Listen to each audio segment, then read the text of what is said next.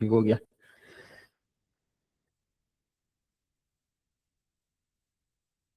अच्छा, मैं बात कर रहा था प्रोक्रास्टिनेशन। अब ये होता क्या है, समटाइम आपने नोटिस किया होगा कि हम ना अपने एक ही डिसीजन के ऊपर कायम नहीं रह पाते। ठीक है, हमें लगता है कि हम जिस फील्ड में आ रहे हैं ना, ऑनलाइन फील्ड में, डिजिटल फील्ड में, ये कोई बहुत ही आसान फील्ड है।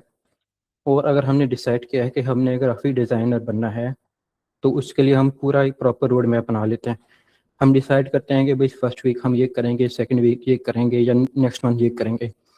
लेकिन होता क्या है कि जब वो टाइम गुजर जाता है ना, तो हम स्टिल उसी लेवल पे ही खड़े होते हैं जहाँ से हमने शुरू करना था। तो ये क्यों हो रहा होता है? ये इस वजह से हो रहा होता है कि हमें ना खुद नहीं पता कि हमने करना क्या है। माइंड में तो होता है कि हमने डिज़ाइनर बनना है, या हमने एडिटर बनना है, या हमने एसईओ एक्सपर्ट बनना है, लेकिन बनना कैसे है? ठीक है, हमारा असल में रोड मैप क्या होना चाहिए, तो वो चीज़ लोगों को नहीं वहाँ पे मालूम होती। या आप ये कह लें कि उनके आसपास ना इतनी ज़्यादा डिस्ट्रैक्शन होती है कि वो उस पर कायम नहीं रह पाते। तो फिर ऊपर से ये है कि सोशल मीडिया का ज़माना है। तो जब सोशल मीडिया लोग यूज़ कर रहे होते हैं, तो फिर वो जब स्क्रॉलिंग करते हैं तो कोई ना कोई ऐसी पोस्ट आ जाती है जिससे उन्हें ना थोड़ी सी डिमोटिवेशन होती है। वो समझते हैं कि यार, वो जो बंदा है ना जिसकी मुझे पोस्ट आई है, इसने तो अभी पिछले महीने स्टार्ट किया था, और ये आज देखो कितना कमा रहा है, ये कामयाब हो गया, ये ऐसे हो गया। और फिर ऊपर से ये कि वो बंदा होता भी डिफरेंट फील्ड का है, तो हमें लगता है कि शायद वो जो फील्ड है ना वो ज़्यादा आसान है बजाय इसके कि जो हम अभी कर रहे हैं। तो इससे होता क्या है कि हम ना अपनी जो फील्ड है, या अपनी जो स्किल है, या अपनी जो अकेले निश है, उसके अंदर फोकस नहीं कर पाते। हम इधर उधर देखने लग जाते हैं, और फिर इधर उधर ना छोटी छोटी जो स्किल्स होती हैं, जो बड़ी स्किल्स होती हैं, डायरेक्ट उनके ऊपर हाथ डालते हैं। तो होता ये है कि हम ना इधर के रहते हैं ना उधर के रहते हैं। तो हमारी जो कोशिश है ना वो ये हो जाती है कि हम ना मल्टीपल स्किल्स के एक्सपर्ट बन जाएं। लेकिन बात यह है कि जो आपका क्लाइंट होता है, जो आपका ब्रांड होता है, जिसके साथ आपने आपने फाइनल में काम करना होता है, उसे वो बंदा नहीं चाहिए होता है जो हर फॉर्मूला हो। उसे सिर्फ एक ही निश में या एक ही स्किल में एक्सपर्ट बंदा चाहिए होता है। क्यों? क्योंकि उसे असल में प्रॉब्लम का सोल्यूशन चाहिए होता है। अगर आप एक ऐसा बंदा है जो थोड़ा सा काम एडिटिंग का भी कर देता है, थोड़ा सा काम एसईओ वाला भी कर देता है, थोड़ा सा काम डिज़ाइनिंग का कर देता है, थोड़ा सा कुछ और कर लेता है, तो वो फिर आपको ना उसी हिसाब से ट्रीट करेगा। ठीक है, वो आप में और फिर वो जो एक्सपर्ट बंदा होगा उसके दरमियान डिफरेंशिएट करेगा। वो कहेगा कि ये जो बंदा है ना, चलो मैं इसको रख लेता हूँ, इसको हायर कर लेता हूँ, लेकिन इससे मैं छोटे मोटे काम कराऊंगा। ठीक है, मैं इसको अपने हिसाब से बस लेके चलूंगा, अपने हिसाब से ट्रीट करूंगा। तो वो आपको वहां पर वो चीज़ नहीं देता जिसके चक्कर में आपने ये सारी चीज़ें ना ट्राई की हैं। यानी आपने सोचा था कि मैं जो है एसईओ में आया हूँ, इस वजह से आया हूँ, चलो इसमें ना लॉन्ग टर्म क्लाइंट मिलेगा, मुझे बड़ा क्लाइंट मिलेगा, $2000 का, $1000 का। ठीक है, लेकिन अभी आपने वो उस लेवल तक सीखी नहीं थी कि उस लेवल पे जाके आपको वाकई में क्लाइंट के लेके आपने कोई और स्किल चूज़ कर ली। ठीक है, इस तरह करते करते आपने 3-4 स्किल ले ली। अब होता है ये, क्लाइंट अगर आपको मिलना भी शुरू हो भी जाता है ना, तो वो पे उस तरह नहीं कर रहा होता जिस तरह आपने एक्सपेक्ट किया था। तो ये क्यों हो रहा होता है? ये इस वजह से नहीं हो रहा होता कि आप जो है काबिल नहीं है, या आप में कोई खराबी है, कमी है। ये सिर्फ इस वजह से हो रहा होता है कि आपकी अपनी पोजीशन सेट नहीं है। आपको खुद ही नहीं पता कि आप करना क्या चाह रहे हैं। मेरी वॉइस कट रही है? यार मुझे ना बता दीजिएगा अगर ऐसा कोई इश्यू हुआ तो। वॉइस क्लियर है? ओके। अच्छा, अगर आपको इश्यू आ रहा है ना, तो अपनी साइड पर ज़रा देखें, हो सकता है नेट की वजह से हो, ये भी हो सकता है। तो मेरी साइड पे ना सब कुछ ठीक है, मैंने चेक किया था। अच्छा, तो हम बात कर रहे थे कि उसकी ना डायरेक्शन जो सेट नहीं होती, उसे नहीं पता होता कि मैं कर क्या रहा हूँ। दिखने में तो वो सब कुछ ही कर रहा होता है, लेकिन बात यह है कि आजकल जो ज़माना आ गया है ना, इसमें क्लाइंट को एक्सपर्ट बंदा चाहिए होता है। इसमें क्लाइंट को कभी भी ऐसा बंदा नहीं चाहिए जो हर फन बोल रहा है। ठीक है ना? तो इस वजह से मैंने इस चीज़ के ऊपर, इस टॉपिक के ऊपर सबसे पहली पोस्ट की थी कि आपको आइडिया हो जाए, समझ हो जाए कि अगर मैं इस लेवल पर हूँ ना कि मुझे क्लाइंट नहीं मिल रहे, लेकिन मैंने ये भी सीखा हुआ है, वो भी सीखा हुआ है, तो आखिर क्या रीज़न है इसके। ठीक है, तो ओवरऑल जो प्रोक्रास्टिनेशन है ना, ये कोई फिजिकल चीज़ नहीं है, ये एक मेंटल कंडीशन का नाम है। ये एक ऐसी सिचुएशन है कि जिसमें आपको फील होता है कि शायद ना मेरे पास उस लेवल की मोटिवेशन नहीं है जो होनी चाहिए मुझे उस लेवल में कामयाब होने के लिए, जबकि ऐसा नहीं है। या फिर आपको ये फील होता है कि शायद मैं ना बहुत ज़्यादा सुस्त हूँ, ठीक है, मैं कुछ ज़्यादा खा लिया मैंने, शायद इस वजह से मुझसे काम नहीं हो रहा है, या मुझसे चीज़ें जो डिले हो रही हैं। ये वो चीज़ भी नहीं है, ये है combination of all of this. यानी ये किसी सिंगल चीज़ का नाम नहीं है, ये सब का मजमुआ है ओवरऑल। तो अब ये जो चीज़ है ना ये काफ़ी ज़्यादा खतरनाक है, क्योंकि हम पाकिस्तानी जो है ना थोड़े से बेसब्रे होते हैं, ठीक है। हम क्या करते हैं कि हम 10 साल लगा देते हैं स्कूल में, 2 साल लगा देते हैं कॉलेज में, फिर आगे 4 साल यूनिवर्सिटी में लगा देते हैं, फिर कुछ लोग तो इससे आगे भी चले जाते हैं, ठीक है ना। ओवरऑल मोटा मोटा कहा जाए तो एवरेज 16-18 साल हम लगा देते हैं फिजिकल चीज़ में। लेकिन जैसे ही हम ऑनलाइन फील्ड में आते हैं तो हम ये एक्सपेक्ट कर रहे होते हैं कि हम बस 1 महीना लगाएं, 2 महीना लगाएं और रिजल्ट हमारे सामने आ जाए। तो अब ये देखिए ना नाइंसाफ़ी वाली बात है कि वहाँ पर आपने इतने ज़्यादा साल लगाए, आपको अगर कोई प्रॉपर जॉब नहीं मिली, या फिर उस लेवल के लिए मिली जो आपको चाहिए थी, या आप वो नहीं बन पाए जो आप बनना चाह रहे थे, तो वहाँ पर आपको उस लेवल की शिकायत नहीं है। लेकिन यहाँ आकर आपने 1 साल भी नहीं लगाया, 1 महीना लगाया है, 2 महीने लगाए हैं, और आप एक्सपेक्ट कर रहे हैं कि आप जो है ना सीनियर लेवल पर आ जाएं, एक जंप लगाएं और उस लेवल पे पहुंचे। तो ये चीज़ ऑनलाइन फील्ड में ना हम पाकिस्तानी शुरू में ही आते ही शुरू हो जाते हैं इसमें। तो इस वजह से क्या होता है कि फिर हमने जो फील्ड्स है ना, जो डायरेक्शन है, वो हम इधर उधर करने लग जाते हैं। या कि रियलिटी ये है कि एआई का ज़माना आ गया, चीज़ें बहुत ज़्यादा फास्ट हो गई हैं। अब आपको ना सिर्फ एक फील्ड के ऊपर फोकस करना होता है, उसके ऊपर ही एक्सपर्ट बनना होता है, दैट्स इट, ठीक है ना। अब आपको ये नहीं करना कि मुझे अगले दिन जो है ग्राफिक डिज़ाइनर की पोस्ट शो हुई है, उसने बड़ा अच्छा डिज़ाइन बनाया हुआ था, जबकि मैं एसईओ वाला हूँ, मैंने इमेज यूज़ करनी होती है तो मुझसे उस तरह नहीं बनती, लेकिन वो बंदा बड़ा अच्छा बना रहा है, तो क्यों ना मैं ग्राफिक डिज़ाइनिंग सीख लेता हूँ, चलो मेरे काम आ जाएंगे। अब देखा जाए तो ये रिलेटेबल लगता है, हम रिलेट कर पा रहे हैं उस चीज़ को, ठीक है ना, वो चीज़ रेलिवेंट है। लेकिन वो स्टिल एक डिफरेंट फील्ड है, वो हमारी फील्ड नहीं है, हमने उसमें नहीं जाना। हमने क्या करना है, हमने अपने साथ एक डिज़ाइनर को मिला लेना है। ये एक बेहतर अप्रोच होती है, बजाय इसके कि हम खुद वो चीज़ सीखने चले जाएं।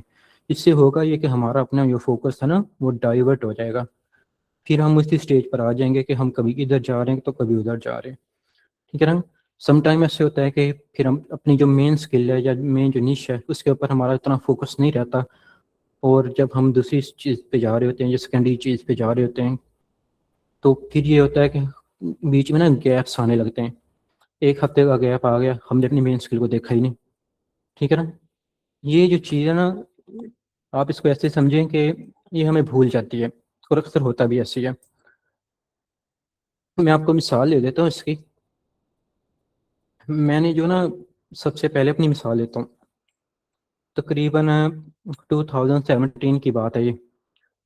मुझे ना उस टाइम थोड़ा थोड़ा शौक होना शुरू हुआ था कि ये जो है ऑनलाइन काम वगैरह ये होता क्या है, बल्कि ऑनलाइन काम नहीं, मुझे शौक हुआ था इस फील्ड को जानने का कि ये कंप्यूटर वगैरह होते क्या हैं, ठीक है ना, ये इलेक्ट्रॉनिक चीज़ें गैजेट्स वगैरह ये क्या चीज़ होती है, ये कौन बनाता है, कैसे बनता है। मुझे बड़ा इसमें ना तजस्सुस होता था। आप इस बात का इस तरह अंदाज़ा लगाएं कि मैंने ना छोटे छोटे खिलौने लेके जो है उनके अंदर से मशीनें पुर्जे निकाल के ना खुद से ड्रोन्स वगैरह हेलीकॉप्टर ये चीज़ें बनाने की भी बड़ी ट्राई की थी। वो ये इसी चक्कर में था कि मुझे ना उस टाइम ये क्यूरियोसिटी हुई कि ये ऑनलाइन चीज़ है क्या, ये जो मुझे शो हो रहा है गूगल नाम का, ये क्या चीज़ है, इसको क्या कहते हैं, ठीक है ना। तो वहाँ पे मुझे ये चीज़ें ना इस तरह क्यूरियोसिटी हुई थी, तो मैंने आहिस्ता आहिस्ता ना यूट्यूब करना शुरू किया। तो तब मुझे पता चला कि यार इसको वेबसाइट कहते हैं, इसको जो है डिज़ाइनर बनाते हैं या वेब डेवलपर बनाते हैं, फिर ये जो है फलानी चीज़ होती है, ये इस तरह कोडिंग से बनती है वगैरह वगैरह। ये मुझे तब पता चलना शुरू हुआ था। और उस टाइम अभी मैं, आप कह लें कि कॉलेज में था। हम्म, तो फिर ये हुआ कि इसी तरह ना थोड़ा थोड़ा मैं रिसर्च करता गया इस चीज़ के ऊपर। वो शहबाज शरीफ वाला लैपटॉप मिला हुआ था उस ज़माने का, ठीक है, मैट्रिक में टॉप किया था भाई, वो मिल गया था। तो उस पे मैंने यही करना, सारा ड्रामे देखने, फिल्में देखनी, और ये भी देखता हूँ साथ साथ। तो आहिस्ता आहिस्ता मुझे ये पता चला कि इन सारी चीज़ों का जो बैकएंड है ना, वो कोडिंग है। तो कोडिंग जो है ना, उसके थ्रू ही ये सारा चल रहा है, पूरी दुनिया का सिस्टम इसके थ्रू चल रहा है। ये मुझे तब रियलाइज़ हुआ था। तो तब मुझे पता चला था कि कोडिंग अगर आप निकाल देंगे ना, ये सारा जो इंफ्रास्ट्रक्चर बना हुआ है टेक्नोलॉजी का, ये सारा धड़ाम से गिर जाएगा। तो फिर मैंने कोडिंग के बारे में सोचना शुरू किया कि ये होती क्या है, कैसे बनाते हैं, ये क्या है कोडिंग, कहते हैं किसको है। मैंने इसके ऊपर रिसर्च करना शुरू किया। और उस टाइम ना यूट्यूब नई नई अनबैन हुई थी, उससे पहले ये आई थिंक 2012 में ना ये बैन हो गई थी, या तो मुझे याद पड़ता है। तो कोई 5-4 साल शायद ये बैन रही थी पाकिस्तान में, तो इस वजह से ना क्रिएटर बहुत कम थे उस टाइम इसके ऊपर। तो हुआ ये कि वहाँ पे ना मुझे कुछ मिलता नहीं था यूट्यूब के ऊपर। और उस टाइम उसका एल्गोरिथम भी ऐसा नहीं था कि अगर आप कुछ सर्च कर रहे हो तो उससे रिलेटेड आपको चीज़ें दिखाई, ऐसा नहीं था। अक्सर वो कहा ना आपके सामने वो इंडियन ड्रामे, इंडियन फिल्में, इस तरह की चीज़ें आ रही होती थी। लेकिन मैं स्टिल ना वो चीज़ टाइप करता था कि ये कोडिंग क्या है। इवन कि मुझे कोडिंग के स्पेलिंग नहीं आते थे, मैं के से लिख रहा होता था उसको। तो इस तरह करते करते ना मुझे चैनल मिला, एक पाकिस्तानी टीचर थे लाहौर के। आप कह लें कि ये जो नहीं गवर्नमेंट के कॉलेजेस हैं, ये टेक्निकल वोकेशनल एजुकेशनल जो कॉलेजेस हैं वो वाले, उनमें शायद वो टीचर पढ़ाते थे। तो शाम के टाइम ना वो रिकॉर्डिंग करते थे कंप्यूटर पे उधर अपनी क्लास में बैठ के, और वो कंप्यूटर पे डाल देते थे यानी यूट्यूब पे। तो मैंने उनका चैनल देखना शुरू किया तो मुझे बड़ा ज़बरदस्त लगा। मैं बड़ा सरप्राइज हुआ कि यार ये कोडिंग तो बड़ी ज़बरदस्त चीज़ है। तो वहाँ पर जो है ना, वो कोडिंग ही सिखा रहे होते थे, वेब डिज़ाइनिंग क्या होती है, वेब डेवलपमेंट क्या होती है। तो उनके ना डे बाय डे आप कह लें कि उस पर वीडियोस करा रही होती थी, पूरी सीरीज बनी हुई थी। वो मैंने देखना शुरू की। तो वहाँ से ना मुझे एक चीज़ समझ आई, वो ये कि ये जो सारा सिस्टम बना हुआ है ना, ये वेबसाइट्स वगैरह या इवन के वो कॉमर्स वर्डप्रेस वगैरह जो जो सारी चीज़ें हैं, ये जो है ना PHP वगैरह प्रोग्रामिंग वगैरह के थ्रू बना हुआ है, यानी कि डिफरेंट लैंग्वेज है। तो मैंने क्या किया कि मैं उनको सीखने लग गया। अब होता यह है कि नॉर्मली अगर आप आज देखें ना, आज के ज़माने में एडिटर्स हैं आपके सामने, VS कोड है, ठीक है, अभी पाइथन का अपना पाईचार्म है, इस तरह डिफरेंट एडिटर्स हैं। लेकिन मैं उस टाइम क्या करता था, मुझे पता ही नहीं था कि ये चीज़ है क्या। ठीक है, एडिटर तो बड़ी दूर की बात है, मैं नोट कॉपी उठा लेता था, ठीक है ना, और उसमें मैं इसको कोडिंग को लिखना शुरू कर देता था। है तो बड़ी टफ थी उस टाइम, लेकिन मैं लिखता था स्टिल। और मैंने आई थिंक स्टार्ट लिया था HTML से, फिर मैंने CSS किया उसी चैनल पे, फिर मैंने जावास्क्रिप्ट किया। जावास्क्रिप्ट पे आकर ना मैं फंस गया था वहाँ पे, मुझे समझ ही ना आया इस लैंग्वेज की। फिर मैंने क्विट कर दिया। और फिर मेरा कॉलेज का स्टार्ट हो गया ज़माना, ठीक है। सॉरी, ये जो है ना 2019 की बात कर रहा हूँ। कोविड कराना शुरू हो गया था इस टाइम, तो फिर ये सारी चीज़ें ना मुझसे छूट गई। तो वहाँ पर मैंने एक चीज़ रियलाइज़ की कि ये जो कोडिंग होती है, इसके अंदर ना अगर आप गैप लेते हो किसी भी चीज़ में, यानी अगर आप कोडिंग छोड़ के किसी दूसरी स्किल पे जाते हो ना, तो आपको कोडिंग भूल जाएंगी। और ये चीज़ मेरे साथ हुई। मैंने तकरीबन 3 महीना जो है ना उसके लेक्चर सारे लिए थे इस यूट्यूब चैनल से। वो वह यूट्यूब चैनल था जिसको मैंने फॉलो किया था बस। और मैंने कोई ना साल, पूरा साल उसको फॉलो किया था। उसके थ्रू मैंने एक वेबसाइट भी बना ली थी, बहुत ही सिंपल सी, अपनी फैमिली के ऊपर, कि ये मैं हूँ, ये मेरे फादर हैं, ये मेरी वालदा है, ये मेरे बहन भाई हैं, इस तरह मैंने बना ली थी, बहुत सिंपल सी। अबाउट सेशन भी था, होम भी था, पेज सारा कुछ था उसमें। तो वहाँ पे मैंने ये नोट किया कि जब ना मैंने इसको छोड़ा तकरीबन 1 महीने के लिए, किसी वजह से, किसी रीज़न से, तो उसके बाद जब मैं वापस आया ना तो मुझे सारी कोडिंग भूल चुकी हुई थी।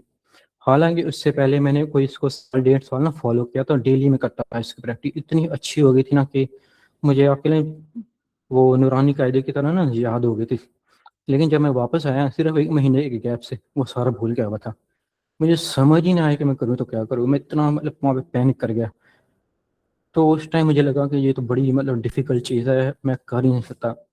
हालाँकि फर्स्ट टाइम मुझे ना वो जो क्यूरियोसिटी थी, उस टाइम मुझे ये चीज़ नहीं फ़ील हुई थी कि ये इतनी डिफ़िकल्ट है और ये मुझसे नहीं होगी। लेकिन वो चूँकि क्यूरियोसिटी थी, शौक था, तो वो मुश्किल नहीं लगा मुझे। लेकिन जब सेकंड टाइम मैं वापस आया ना, तो इतनी टफ़ थी ना मेरे लिए कि मुझे सब भूल गया हुआ था। तो वहाँ से फिर मुझे ना दोबारा कोडिंग में आने में मुझे बहुत ज़्यादा स्ट्रगल करनी पड़ी। तो बताने का मकसद ये है कि जब हम इस तरह स्विच करते हैं ना, तो उसमें होता ये है कि हमें लगता है कि नहीं नहीं वो हमें भूला नहीं है, हमारे माइंड में बैठा हुआ है, लेकिन असल में वो हमें भूल चुका हुआ होता है, क्योंकि हमें पता ही नहीं होता कि टाइम के साथ साथ चीज़ें अपडेट हो रही होती हैं। उस टाइम तो खैर एआई वगैरह नहीं थी, चीज़ें इतनी फास्टली जो है ना ग्रो नहीं कर रही थी, लेकिन अब तो बहुत ही ज़्यादा मतलब रैपिड हो गया सारा कुछ। अब तो सुबह उठो और रात को सो के तो वो कुछ हो रही हुई होती है दुनिया, आपके सामने नए नए टूल आ रहे होते हैं, वो सारा काम कर रहे होते हैं। तो अब सीन जो है कि उस टाइम ना अगर आप मीडियम लेवल के भी होते थे तो आपको अच्छी जॉब मिल जाती थी, कि चाहे फ्रीलांसिंग की है या ऑनलाइन है, फिजिकल है, किसी भी किस्म की है, मिल जाती थी, आराम से मिल जाती थी। कोई उसमें रश नहीं था, क्योंकि लोग थे ही नहीं, लोगों को पता ही नहीं था ऑनलाइन काम होता क्या है। ठीक है, तो ये चीज़ है। लेकिन जब आज की बात करें, आज जब आप इस चीज़ को देखते हैं ना, तो अब उस तरह का कोई सीन नहीं है।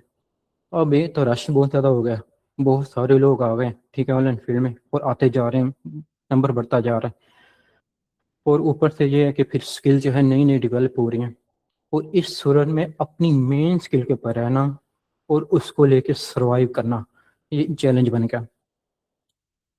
तो इसी चक्कर में अब क्या हो रहा है कि बहुत सारे लोग जो है ना वो डिफरेंट स्किल्स को ट्राई कर रहे होते हैं। कोई जो है वो लिंक्डइन का एक्सपर्ट बन रहा है कि मैं लिंक्डइन की प्रोफाइल सेटअप कर दूंगा, कोई कह रहा है मैं ग्राफिक डिज़ाइनर बन जाऊंगा, कोई कह रहा है मैं चलो शॉर्ट फॉर्म वीडियो एडिटिंग कर लेता हूँ, तो कोई कुछ कर रहा है। ठीक है ना। इवन मुझे ऐसे क्वेश्चन आ रहे होते हैं कि जिसमें ना लोगों को सवाल तक नहीं करना आ रहा होता, वो डायरेक्ट मुझसे ये पूछ रहे होते हैं कि उबैद भाई हमें ये बताएं कि हम इस इदारे में जाएं या उस इदारे में जाएं। मतलब एक तो होता है ना कि चलो आप ये पूछो कि भाई इनमें से बेहतर कौन सा है, लेकिन वो डायरेक्ट ये पूछ रहे होते हैं कि जैसे ना मैं उनकी ज़िंदगी के बारे में ना कोई फाइनल डिसीजन कर दूं वहाँ पे। तो ये इस वजह से हो रहा होता है कि लोगों को नहीं समझ आ रही कि हमारी फील्ड है क्या, हमने करना क्या है। और जब वो करने लगते हैं तो वो डिफरेंट चीज़ें ट्राई करते हैं। तो कुछ लोग इस वजह से ट्राई कर रहे होते हैं कि उनकी कोई फाइनेंशियल प्रॉब्लम्स होती हैं, ठीक है, बैकग्राउंड पे। कुछ इस वजह से कर रहे होते हैं कि उन्हें समझ ही नहीं आ रही थी कि हमारी असल में फील्ड है क्या, हमारा माइंड कहाँ पर है। एक दिन उन्हें वीडियो एडिटिंग अच्छी लगती है, दूसरे दिन उन्हें ग्राफिक डिज़ाइनिंग अच्छी लगती है, तीसरे दिन एसईओ अच्छी लगती है, क्योंकि उसमें एक बंदा ज़्यादा कमा रहा है तो वो उसको देख कर आ गए। तो तीसरे चौथे दिन कुछ और अच्छा लग रहा होता है। तो ये इस तरह सीन चल रहा था। इसी वजह से मैंने मंडे वाले दिन जो पोस्ट की थी ना प्रोक्रास्टिनेशन के ऊपर, वो इसी वजह से की थी। ठीक है, तो आई होप ये जो रिवीजन मैंने दी है थोड़ी लेंथ ही होगी, लेकिन आपको समझ आई होगी कि ये मैंने क्यों की है। ये इस वजह से की है कि आप ना स्टॉप लगाएं खुद को, मत देखें इधर उधर। ठीक है, अगर आपने वीडियो एडिटिंग करनी है तो चुप करके वो करें। ठीक है, फिर आप ये ना देखें कि मेरे सामने कल को यूट्यूब ऑटोमेशन वाला कुछ आ गया है तो मैं वो कुछ कर लूँ क्योंकि वो मुझे ईजी लग रहा है।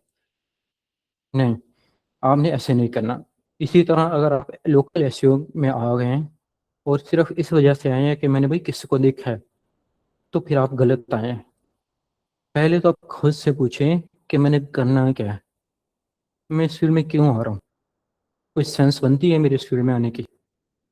ये वही हिसाब है कि बचपन में ना हम समझते हैं कि हमने डॉक्टर बनना है, इंजीनियर बनना है, लेकिन बड़े होते होते जब निकलते हैं कॉलेजों से, यूनिवर्सिटियों से, तो हम कुछ और ही हुए बने हुए होते हैं। ऐसे ही होता है ना। तो इधर भी सेम चीज़ चल रही होती है, लेकिन इधर ये है कि ये प्रोफेशनल फील्ड है, ऑनलाइन डिजिटल लाइफ। यहाँ पर आपने स्टॉप करना है। वहाँ पर यह है कि आप स्टॉप नहीं करते, आप बस चीज़ों को चलने देते हैं, एजुकेशन चल रही होती है आप चलने देते हैं एंड लेवल तक। लेकिन यहाँ पर आपने स्टॉप लगाना होता है। अगर आप नहीं लगाएंगे, जो बंदा लगाएगा ना वो आपसे आगे निकल जाएगा। तो इसी वजह से अगर आप देखें ना, आप सोशल मीडिया के ऊपर जो लोग कामयाब हैं, या आप कह लें कि 2-3 महीने भी आते हैं उन्हें आए हुए, वो आते ही पैसे बनाने लग जाते हैं, वो इस वजह से है कि उन्होंने एक ही फील्ड चूज की है, वो इधर उधर नहीं गए आपकी तरह। ठीक है, तो ये चीज़ है। आई थिंक पॉइंट क्लियर हुआ आपको। ये प्रोक्रास्टिनेशन इस सेंस में है। तो इससे पहले कि हम इसके ऊपर आए कि डायरेक्ट क्लाइंट हंटिंग क्या होती है, आपको ना यहाँ पर 24 घंटे लगा के इसको समझना है, इस पॉइंट को, और खुद को स्टॉप करना है। अगर आप मल्टीपल निशेस में हैं या मल्टीपल स्किल्स में हैं तो आपने स्टॉप लगाना है। सिर्फ एक फील्ड पकड़ें, एक स्किल पकड़ें, एक निश पकड़ें, दैट्स इट। अगर आपने लाखों करोड़ों कमाने हैं ना, तो ये आपको करना पड़ेगा। आप मल्टीपल स्किल के थ्रू ये नहीं कर सकते, मल्टीपल निशेस के थ्रू भी नहीं कर सकते। आज का वो ज़माना है कि क्लाइंट को एक एक्सपर्ट बनना चाहिए, उससे हर फन मूला नहीं चाहिए। आगे समझ, आप खुद सोचें कि आपको क्या करना है यहाँ पर।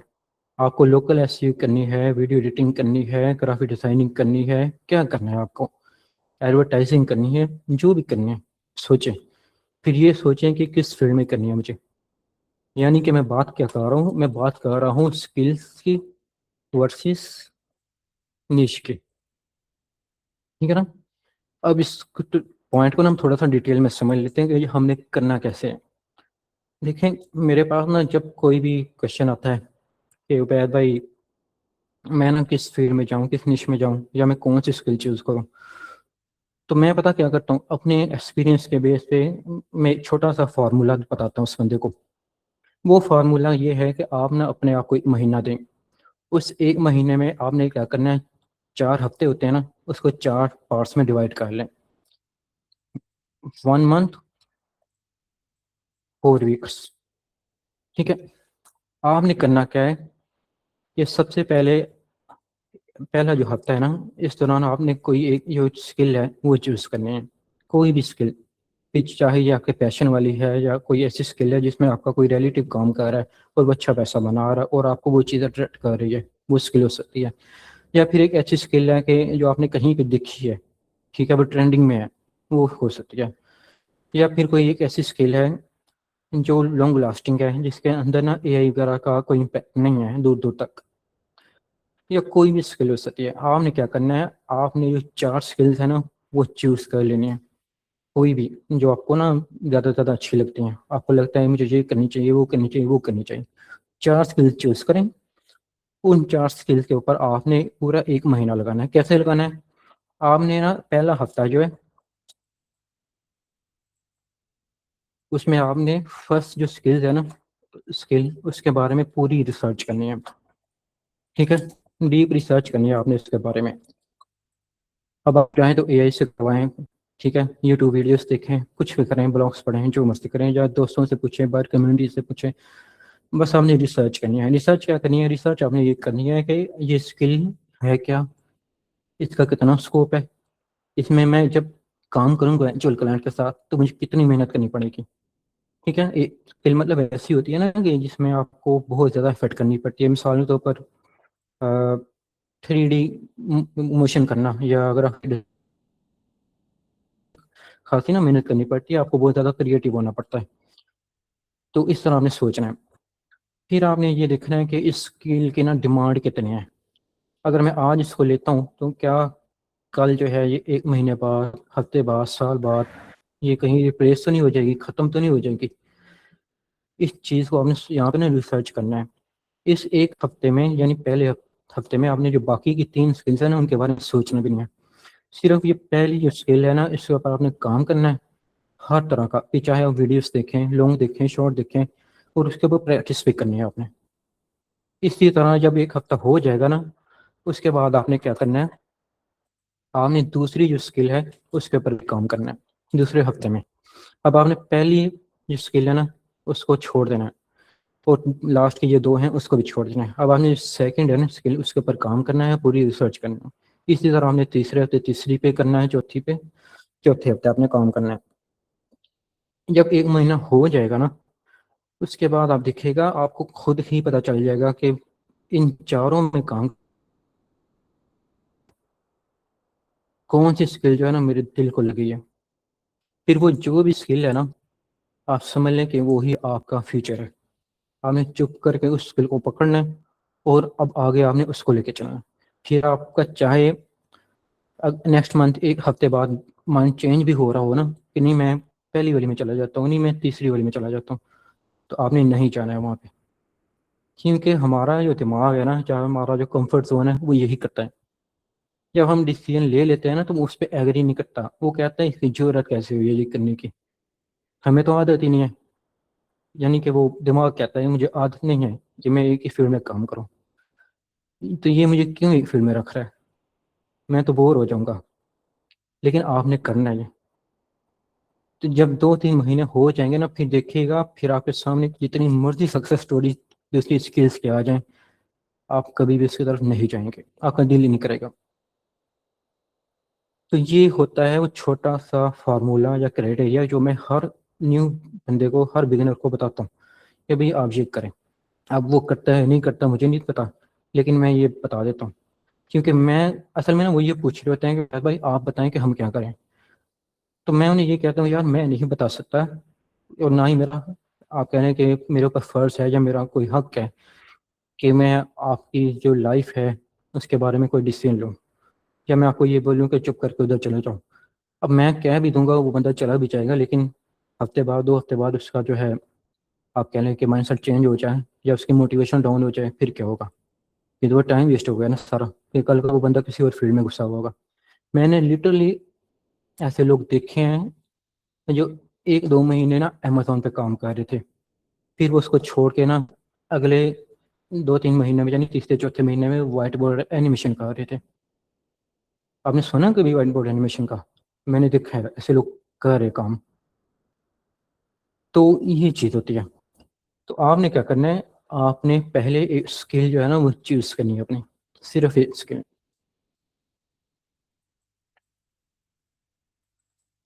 अब मैंने आपके सामने ना कोई फैंसी किस्म की प्रेजेंटेशन नहीं ओपन की हुई, क्योंकि ये जो बातें मैं आपको बता रहा हूँ ना, या जो मैं सिखाने लगा हूँ, ये एक्सपीरियंस से है। तो एक्सपीरियंस बंदे को इन चीज़ों की जरूरत नहीं होती कि वो पहले से सब कुछ बना बना के रखे पूरे कोर्स के फॉर्मेट में ना, वो शो करे। तो उसके दिमाग में बस जो आ रहा होता है वो बोलता जाता है। और जो लोग समझदार होते हैं ना, वो अच्छे अच्छे पॉइंट्स पिक कर लेते हैं वहाँ पे। तो खैर, ये आपको पॉइंट समझ आया कि नहीं? अगर कोई क्वेश्चन है तो मुझे बताएं अभी। मैं बार बार बता रहा हूँ, अगर आपने मल्टीपल स्किल ली हुई है ना, तो आप यकीन करें आप लाखों करोड़ों नहीं कमा सकते। आप फंसे रहेंगे इस लूप में, जिस लूप में आप अभी भी फंसे हुए हैं। फिर आप कहेंगे कि हमें फ़ायदा नहीं हुआ, हमें समझ ही नहीं आई, हमें वो चीज़ नहीं मिली जो हमने एक्सपेक्ट की थी, ये वो। तो ये था वो पॉइंट स्किल के बारे में। अब हम बात करते हैं कि निश। अच्छा देखें, अब निश जो है ना, ये आपकी तब डिपेंड करती है जब आप मल्टीपल स्किल में हैं। अब इसको ज़रा समझिएगा, तब थोड़ा सा ना कंफ्यूज हो जाएंगे भाई, और मैं करूँगा भी। देखें, मैंने जितने ब्रांड के साथ काम किया ना, मुझे एक बात समझ आई है। वो ये है कि कुछ ब्रांड्स ऐसे होते हैं जिन्हें वो बंदा चाहिए होता है जो सिर्फ एक स्किल का एक्सपर्ट हो। यानी उन मिसाल के तौर पर उन्हें एड्स चलाने हैं फेसबुक के ऊपर या गूगल के ऊपर, तो उन्हें एड्स वाला बंदा चाहिए। अब अगर एड्स वाला बंदा आ जाता है ना, और वो बहुत ही अच्छा और एक्सीलेंट लेवल का काम करता है, तो अगर क्लाइंट को अब नीड पड़ गई है एसईओ की, तो वो कभी भी एड्स वाले बंदे को नहीं बोलेगा, क्योंकि उससे पता है कि ये बंदा सिर्फ एड्स का एक्सपर्ट है और मैंने इसे उसी का ही काम करवाना है। ठीक है, अगर मैं एसईओ में लेकर आऊंगा तो ये शायद इरेलीवेंट होगी इसके लिए, और ये बंदा उस लेवल का काम नहीं कर पाएगा यहाँ पे। तो कुछ क्लाइंट्स की ना ये सोच होती है। फिर कुछ क्लाइंट्स ऐसे होते हैं जो कहते हैं कि नहीं भाई, हमें वो बंदा चाहिए जो ना हमारा सारा ऑनलाइन बिजनेस ही मैनेज करे, हमारी हर किस्म की ऑनलाइन जो प्रेजेंस है ना उसको हैंडल करे। अगर हमारे कस्टमर्स के मैसेजेस आ रहे हैं या इंक्वायरीज आ रही हैं ईमेल के ऊपर, वो उसको रिस्पॉन्स करें। फिर उनको पूरी जो अपॉइंटमेंट वगैरह आ रही हैं उनको नोट डाउन करें हर चीज़ को ना। तो कुछ ब्रांड को ये चाहिए थी। और जी, इनका आपको कैसे पता चलेगा, मतलब कि इसका क्या आप कह लें कि कोई ना रूल है। जितना मैंने काम किया है ना, जो मेरा एक्सपीरियंस है, वो ये है कि ये जो सिंगल स्किल वाले क्लाइंट्स होते हैं ना, यानी जो प्रेफर करते हैं सिंगल स्किल वाला बंदा हायर करने को, ये ना थोड़े से पैनिक हुए होते हैं। मतलब ये है कि इन्होंने ना किसी से काम करवाया होता है, या इनका ना पीछे कोई ना कोई बंदा काम कर रहा होता है, लेकिन इनको उस लेवल का काम नहीं आ रहा होता। तो ये क्या करते हैं, ये ना बैकएंड में पीछे हम जैसे लोगों से ना कांटेक्ट करते हैं और हमें कहते हैं कि भाई आप ना हमारा ये काम करो, या कम से कम ये ऑडिट करो, बताओ कि ये काम जो हमने किया है ना, ये किस लेवल का किया है, हमें क्यों नहीं रिजल्ट आ रहे। तो वो जो लोग हैं ना, वो ये चीज़ कहते हैं, मतलब वो क्लाइंट ये समझते हैं। और नॉर्मली होता भी ऐसे है कि जब आप उनके साथ बात करते हैं ना, तो फर्स्ट मीटिंग में ही आप मतलब अपना अंदर का सारा गुबार उगल देते हैं वो कहते हैं यार फलाना बंदा काम कर रहा है, फलानी एजेंसी काम कर रही है, इतना टाइम हो गया, मैंने इतना खर्च किया, लेकिन मुझे वो रिजल्ट नहीं मिले जो मुझे चाहिए थे। तो वहाँ पर आपने समझ जाना है कि ये जो क्लाइंट है ना, ये आपसे सिंगल स्किल का काम करवाना चाह रहा है। फिर अगर आप यहाँ पर मल्टीपल स्किल का काम करने की कोशिश करेंगे ना, या उससे लेंगे, तो वो क्लाइंट आपको भी रिजेक्ट करेगा, क्योंकि पहले जो बंदा काम कर रहा है ना, उसने यकीनन यही आप कह लें कि ट्रैक पड़ा हुआ है। यानी कि वो क्लाइंट को कह रहा है कि भाई मैं एड्स करा तो कर ही रहा हूँ, चलो तुम मुझे एसईओ भी दे दो, मैं वो भी कर लेता हूँ, ठीक है। या मैं इंस्टाग्राम के ऊपर जो है पोस्टें डिज़ाइन करनी है वो मैं कर देता हूँ। लेकिन मसला ये है कि उसका सारा फोकस डाइवर्ट है, तो इस वजह से वो रिजल्ट नहीं आ रहा जो क्लाइंट को चाहिए। तो क्लाइंट उसी रिजल्ट के लिए आपके पास है, तो अब आपने यहाँ पे ये मिस्टेक नहीं करनी कि आपने पहली ही मीटिंग में क्लाइंट को बोल दिया कि मुझे ये भी दे दो वो भी दे दो। आपने क्या करना है, चुप करके जो क्लाइंट कह रहा है ना कि मुझे ये काम करवाना है, आपने उसी पे ही एग्री करना है और उसे शो करवाना है कि मैं इसी में ही एक्सपर्ट हूँ। अगर वो आपसे पूछे भी ना मीटिंग में कि तुम क्या ये काम कर लेते हो, ये कर लेते हो, आपने क्या देना है कि मैं थोड़ा बहुत कर लेता हूँ लेकिन मैं करूँगा नहीं। क्योंकि अभी मैंने जो देखा है ना कि आपका पेन पॉइंट यहाँ पर है, तो मेरी कोशिश है, मेरी फर्स्ट प्रायोरिटी है कि आपका जो पेन पॉइंट है ना, वो उसको मैं फिक्स करूँ, मेन जो प्रॉब्लम है वो हम सॉल्व करूँ। ये सुन के ना क्लाइंट को आप कह लें कि वो उर्दू में जुमला है राहत, राहत फील होगी उसको, ठीक है ना। तो ये इस तरह आपको पता चलेगा वो पैनिक क्लाइंट जो है ना, वो आपसे एक ही स्किल का काम करवाना चाह रहा है। हो सकता है कि उसके ज़हन में हो कि ये बंदा मेरा इधर ये भी काम कर दे वो भी कर दे, लेकिन आपने नहीं करना है, क्योंकि आप खुद समझे ना कि ये सारे काम पहले ऑलरेडी कोई कर रहा है, लेकिन क्लाइंट को रिजल्ट नहीं आ रहे। तो मैंने एक ही काम करना है, एक ही चीज़ में स्टॉप लगाना है और उसी को इस लेवल में करके देना है कि क्लाइंट खुद ही मुझे जो है ना बोले कि भाई आप ये भी कर दो। या फिर ये है कि उसने अगर पहले बोला हुआ था, मैंने पहले नहीं लिया था, तो अब मैं उसको बोलूँ कि हाँ भाई अब मैं फलाना जो काम है ना वो भी कर सकता हूँ, यानी स्टेप बाय स्टेप। तो दूसरा क्लाइंट जो होता है, जो आपसे मल्टीपल स्किल का काम करवाना चाहेगा या मैनेज करवाना चाहेगा, वो ऐसा क्लाइंट होगा जिसको ना ऑनलाइन चीज़ों की ज़्यादा नॉलेज नहीं है। उसके साथ जब आप बात करेंगे ना, तो एक तो उसकी लैंग्वेज बहुत ही सिंपल होगी, ठीक है। उसको टेक्निकल जो चीज़ें हैं ना उनका नहीं पता होगा। जो पहला क्लाइंट है ना उसको पता होगा, क्योंकि उसने पहले काम करवाया हुआ, जब करवा रहा है ना तो वहाँ से उसको थोड़ा बहुत टेक्निकल पता चल गया, तो वो थोड़ी बहुत टेक्निकल वर्ड यूज़ करता है। लेकिन ये जो दूसरे वाला है ना ये नहीं करेगा, ठीक है ना। ये क्या करेगा, ये आपको बस सिंपल अपना सोल्यूशन सॉरी प्रॉब्लम बताएगा और उसका सोल्यूशन मांगेगा। वो बोलेगा कि यार मैंने ना एड्स चलाने हैं, मुझे ट्रैफिक चाहिए, तो आप मुझे बताओ कि ये कर दोगे। या फिर वो ये भी नहीं बोलेगा कि मुझे ऐड चलाने, वो बस ये बोलेगा कि यार मेरा ये बिजनेस है, मुझे इसके ऊपर ना सेल ला के दो, लीड्स ला के दो। तो आपने समझ जाना है कि ये बंदा जो है ना ये सारे काम करवाना चाह रहा है। फिर आप यहाँ पर मीटिंग में ही उससे सवाल कर सकते हैं कि भाई आपका फलाना काम कोई कर रहा है कि नहीं कर रहा, वो आपको बताएगा। अगर नहीं कर रहा है तो डेट्स मीन के अपॉर्चुनिटी है आपके लिए।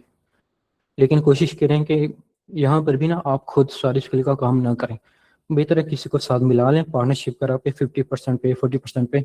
यानी कि फ़र्ज़ करें कि आप जो है एसईओ का काम कर रहे हैं उसका, ठीक है, मेन स्किल आपने वो ली है, लेकिन आपको नज़र आया है कि गैप इंस्टाग्राम वाली साइड पर भी है उसका, या गूगल के ऊपर है एड्स वगैरह पे, तो आपने खुद नहीं करने लग जाना, बेशक वो आपको आता है। आपने क्या करना है, आपने उस फील्ड का या उस स्किल का जो एक्सपर्ट बनता है ना, एक्सपर्ट चले ना भी हो, कोई बिगिनर लेवल का हो या मीडियम लेवल का, वो आपने हायर कर लेना है, ठीक है, पार्टनरशिप बेस पे या फिक्स सैलरी बेस पे जैसे आपको बेहतर लगे, तो उससे वो काम कराना है।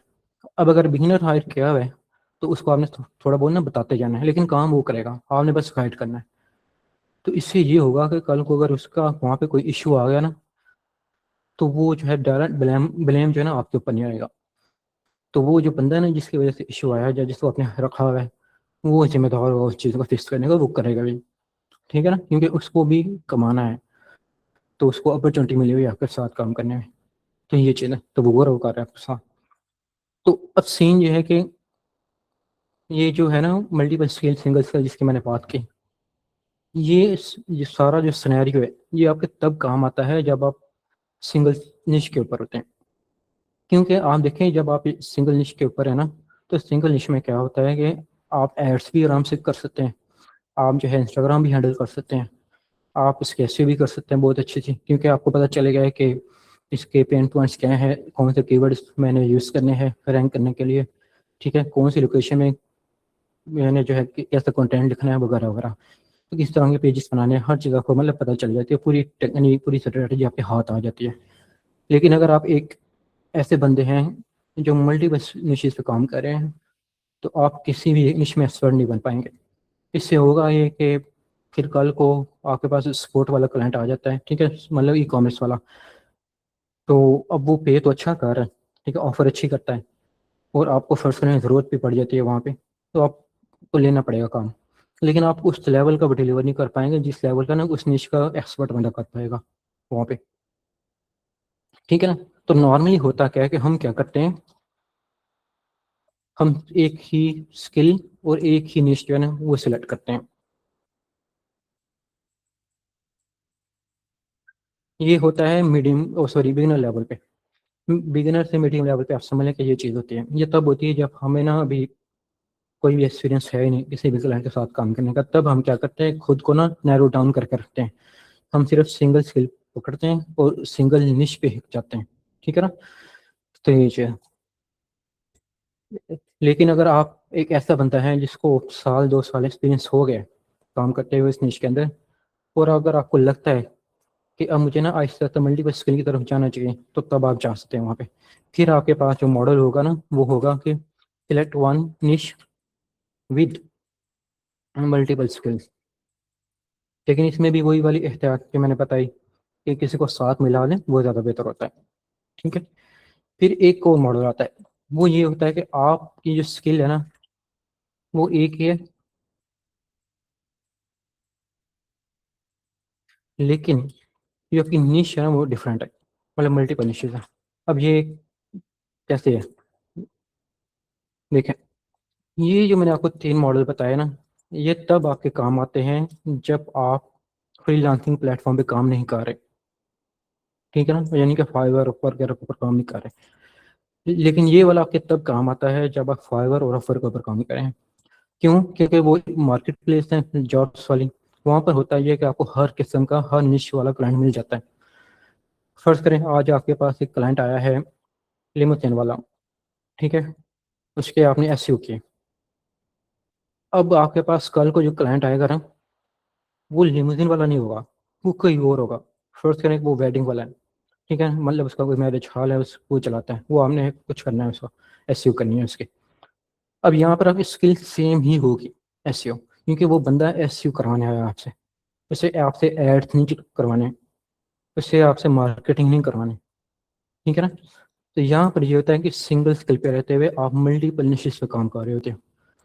और इस मॉडल पे जब आप काम करते हो ना, तब आपके पास ज़्यादा जो अर्निंग होती है वो फ्रीलांसिंग प्लेटफॉर्म से होती है। तब आप ज़्यादा अर्निंग इस मॉडल पे रहते हुए डायरेक्ट क्लाइंट हंटिंग से नहीं कर सकते, वो पॉसिबल ही नहीं है। क्योंकि डायरेक्ट क्लाइंट हंटिंग में जब आप किसी भी क्लाइंट को आउटरीच करते हो ना, तो आप इनमें से ये जो 2 मॉडल्स हैं 2 3, इनमें से किसी एक का चूज करते हो, इंतखाब करते हो और उसके थ्रू करते हो आप क्लाइंट को आउटरीच, ठीक है ना। तो ये है स्किल्स वर्सेस निशेस। तो ये कब चूज करना है कैसे करना है, आई होप आपको समझ आ गई। ये वाला हम मॉडल तब चूज करते हैं जब हम एजेंसी लेवल पे जा रहे होते हैं, हमारा काम बढ़ गया है, हमें एक्सपीरियंस हो गया। ये हम तब करते हैं,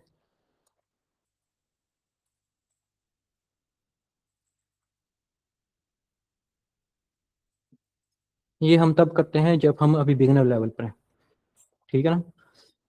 तो ये पॉइंट समझ आया आपको? ये देखें, ये अभी भी ना ओवरव्यू चल रहा है पिछले वाले का, ये अभी मैंने शुरू ही नहीं किया मेन वाला हमारा जो आज का टॉपिक है। लेकिन ये इस वजह से मैं क्लियर कर रहा हूँ कि अक्सर लोगों को नहीं पता होता इसके बारे में, और वो यहीं पे कहीं ना मिस्टेक कर रहे होते हैं। वो भी वो कहते हैं कि यार हमने ये स्किल सीखी या हमने उस निश में काम किया, मतलब प्रैक्टिस करेगी, लेकिन हमें क्लाइंट्स नहीं मिल रहे। तो वो क्यों नहीं मिल रहे होते, वो इसी वजह से नहीं मिल रहे होते कि आपकी जो पोजीशन है ना वो क्लाइंट को पता ही नहीं है। उसको पता ही नहीं है कि आप किस चीज़ के एक्सपर्ट हो या किस निश में काम करते हो। आप खुद सोचें कि जब आप एक निश के एक्सपर्ट हो, आपको एक निश की हाउ नाउ है, एबीसी पता है हर चीज़, तो वो जो क्लाइंट है ना वो इम्प्रेस होगा फर्स्ट मीटिंग में ही आपसे। लेकिन अगर आप एक ऐसा बंदा है जो मल्टीपल निशेस में काम किए जा रहा है, कोई एक्सपीरियंस ही नहीं है और उस मल्टीपल स्किल्स पकड़ी हुई हैं, तो वो क्लाइंट आपको क्यों हायर करेगा वहाँ पे। और ये चीज़ मेरे साथ हुई है, ठीक है। तो मेरे पास ना एक क्लाइंट आया था। उस क्लाइंट ने ना, मैंने मतलब कि बड़ा अच्छा कहने का मैसेज लिखा था, वो बड़ा इंप्रेस हुआ था। जब वो आया ना मीटिंग में, उसने बड़ी तारीफ की मेरी, और मेरे एक्सपीरियंस को देखते हुए बड़ा खुश हुआ। लेकिन मसला ये था कि उसकी ना निश थोड़ी सी डिफरेंट थी, न्यू वाली, मतलब मेरे हिसाब से न्यू थी। मैंने फर्स्ट टाइम उसमें ट्राई किया था। वो जब आया ना, तो उसने आते ही ऐसे वैसे सवाल किए हैं कि मैं हैरान हो गया। मैंने सोचा ही नहीं था कि वो ये सवाल करेगा। मैंने उससे पहले जो है ना, चैट जीपीटी वगैरह से हेल्प लेके रखी हुई थी कि क्लाइंट शायद ये पूछेगा तो मैं ऐसे जवाब दूंगा। लेकिन जब वो आया ना, उसने 180 डिग्री डिफरेंट क्वेश्चन किया। उसने अपने लोकल एरिया के हिसाब से, लोकल जो उसकी निश है ना, या बिजनेस आपके लिए रन होता है, उस हिसाब से उसने ऐसे ऐसे सवाल किए हैं जो मुझे पता ही नहीं थे। तो वो क्लाइंट लूज हो गया। हालांकि वो क्लाइंट मुझे $2000 पे करने पे रेडी था, वो मान गया था, सिर्फ इस स्किल के लिए, एस के लिए। लेकिन वो लूज हो गया, चला गया। तब मुझे पता चला कि मैं रॉन्ग डायरेक्शन में जाने लगा था। तब मैंने वहाँ पे स्टॉप लगा दिया। मैं नहीं गया फिर दोबारा दोबारा मैंने उस स्किल में ट्राई ही नहीं किया। हालांकि वो बहुत कम्पेटिटिव निश है, और उसमें जो क्लाइंट्स हैं बहुत ही लग्जरी क्लाइंट्स हैं। उनके जो कस्टमर्स हैं ना, वो भी काफ़ी लग्जरी हैं। तो अगर मैं उस स्किल को फर्स्ट करेंगे शुरू में चूज़ करता ना, सॉरी, उस निश को, तो आई थिंक बहुत बहुत ज़्यादा फायदे में रहता है। लेकिन वो शेजारी सी बात है कि मैं उसमें नहीं गया था। तो बाद में जब क्लाइंट उसका आया, तो उस तरह मैं उसको नहीं डिलीवर कर पाया, कन्विंस नहीं कर पाया। तो वो क्लाइंट पहली मीटिंग में ही छोड़ गया। उसने आइंदा मुझे रिप्लाई भी नहीं किया। मैंने एक दफ़ा उससे दोबारा फॉलोअप किया था, लेकिन उसने रिस्पॉन्स ही नहीं किया। वो समझ गया था कि ये बंदा मेरी फील्ड में ना न्यू है, ये नहीं कर पाएगा काम। और आल दो इसके पास एक्सपीरियंस है उस स्किल का, जो मुझ जिस स्किल का ना मुझे काम करवाना है, लेकिन मेरी निश के हिसाब से इसको एक्सपीरियंस नहीं है। तो वो बंदा छोड़ गया था मुझे वहाँ। तो ये इस वजह से ना इम्पोर्टेंट है ये स्टेप। ये आपने डिसाइड करना है क्लाइंट हंटिंग से पहले पहले। ये नहीं है कि आपने सारा कोर्स जो है ना रट लिया, मैंने पॉइंट्स बता दिए, आपने नोट डाउन कर लिए, लेकिन जब एक्चुअल में काम करने की बारी आई तो आप कन्फ्यूज हो गए कि मैं करूँ तो क्या करूँ। और फिर आप सेम वही वाली मिस्टेक कर रहे हैं। यार निश को ना आप थोड़ा सा सीक्रेट रहने दो।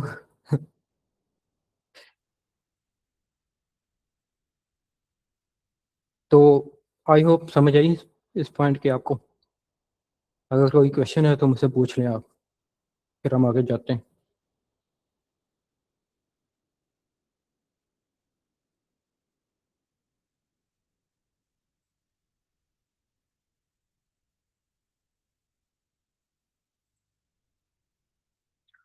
कोई क्वेश्चन भी नहीं है?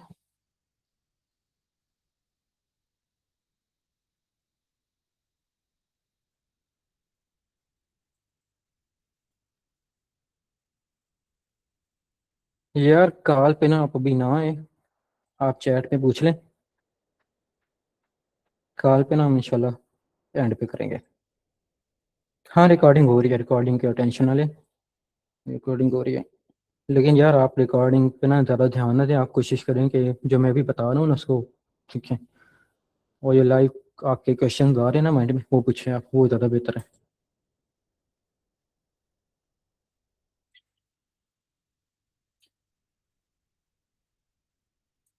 हाँ मैं लोकल एसईओ की, फिर मार्केटिंग की, इनकी सर्विसेज दे रहा हूँ। मार्केटिंग में मुझे ज़्यादा एक्सपीरियंस है, और लोकल एसईओ मैंने पिछले साल स्टार्ट की है। वन स्किल एंड वन निश के बारे में थोड़ा मुझे बता दें। या देखें, वन स्किल का मतलब ये होता है कि आपकी सिंगल स्किल है, लाइक लोकल एसईओ, ठीक है ना। फिर एक ही आपकी निश है। मिसाल के तौर पर आपकी निश है सुपर कार्स। सुपर कार जो है ना, अब आपने इसके अंदर रहते हुए सिर्फ लोकल एसईओ की सर्विस देनी है। हाँ लोकल एसईओ के अंदर और आ जाती है सर्विस, लाइक आप जीएमबी प्रोफाइल जो है वो बनाते हो, ठीक है ना। या फिर ये है कि आप सिर्फ और सिर्फ कीवर्ड सर्च करते हो, या फिर ये है कि आप कंटेंट राइटिंग करते हो एसईओ वाली। यानी कि आप ओवरऑल पूरी जो है ना, ऑन पेज ऑफ पेज इस तरह का आप नहीं करते, ये अलग चीज़ है। लेकिन मैं मोटा मोटा ऊपर से बता रहा हूँ कि स्किल ओवरऑल एक ही है, लोकल एसईओ, ठीक है ना।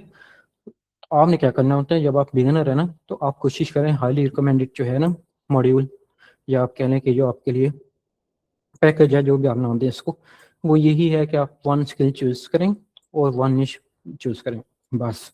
आप मल्टीपल स्किल पे ना जाएं। ये मॉडल तब काम करता है जब आप एजेंसी बना रहे हो या आपके साथ डिफरेंट लोग ना अटैच हो। और ये जो है ये आपके पास तब होता है जब आप फ्रीलांस प्लेटफॉर्म के होते हैं, ऊपर होते हैं, ठीक है। और इसमें ये होता है कि जब आप फ्रीलांस प्लेटफॉर्म्स के ऊपर होते हो ना, ये वाला जो है, तो तब आप ये काम नहीं करते, ये हो ही नहीं सकता फिर आपसे, फिर आप यही कर रहे होते हो। और इसमें ये है कि फिर आपको सिर्फ स्किल में एक्सपर्ट बनना होता है, फिर आप मल्टीपल निशेज में एक्सपर्ट नहीं बनते। इसमें ये होता है कि फिर आपके पास ना क्लाइंट जो है वो शॉर्ट टर्म के लिए होते हैं। मतलब एक क्लाइंट है वो 3 महीने 6 महीने मैक्सिमम काम करवाएगा, जैसे ज़्यादा से ज़्यादा साल करवा लेगा, लेकिन उसके बाद वो चला जाएगा, क्योंकि उसने सिर्फ स्पेसिफिक स्किल का काम करवाना है, उसको हर चीज़ आपसे नहीं करवाना है। लेकिन इसमें यह है कि आप सारा बिजनेस उसका रन कर रहे हो, और जब आप बिजनेस रन कर रहे हो, मैनेज कर रहे हो, तो आप उस लेवल पे लेके चले जाते हो कि क्लाइंट के पास ना अच्छे खासे रिजल्ट आ रहे हैं, फिर उसके पास कोई चॉइस नहीं होती, कोई ऑप्शन ही नहीं रहता कि वो जो है ना कोई और बिजनेस स्टार्ट करें, ठीक है ना। इसमें ये चीज़ होती है। इसमें ये होता है, ये इतना से ट्राई होता है सिर्फ अपना पोर्टफोलियो वगैरह, अपना एक्सपीरियंस जो है ना डेवलप करने के लिए। तो ये चीज़, और ये तब होती है जब आप इंडिविजुअली काम कर रहे होते हो, क्योंकि जाहिर सी बात है अगर आप शुरू में ही मल्टीपल स्किल्स पे आ जाओगे या मल्टीपल निशेस पे आ जाओगे तो आप अकेले नहीं काम कर पाओगे इसमें, वो हैंडल करना ही बहुत मुश्किल हो जाता है, क्योंकि फिर कुछ स्किल्स ऐसी होती हैं जो अपने आप में काफ़ी टफ होती हैं, तो उनमें सारे का सारा काम खुद करना ये काफ़ी मुश्किल हो जाता है। और क्या उस क्वेश्चन है यार, देखें लोकल एसईओ और वर्डप्रेस ये रिलेटेड हैं बिल्कुल इसी तरह जो मैंने आपको मिसाल दी थी पहले, ठीक है ना, ग्राफिक डिजाइनिंग वाली की, और एक और दी थी शायद, देन से निकल गया। अब ये रिलेट तो करती हैं, लेकिन अगर आप एक ऐसे बंदे हैं ना जो भी सिर्फ स्टार्ट ले रहे हैं, अभी कोई एक्सपीरियंस नहीं है किसी क्लाइंट के साथ, तो फिर आप सिर्फ एक ही स्किल चूज करें, फिर आप मल्टीपल स्किल पे ना चाहें, तो चाहे वो कितना ही रिलेट कर रही है आपस में। लेकिन हाँ, अगर क्लाइंट आपको खुद कहता है कि मेरा ऑनलाइन बिजनेस है ही कोई नहीं, तुम करो सारा सेटअप, फिर आपने स्टेप बाई स्टेप करना है, आपने एक साथ नहीं सारा कर देना।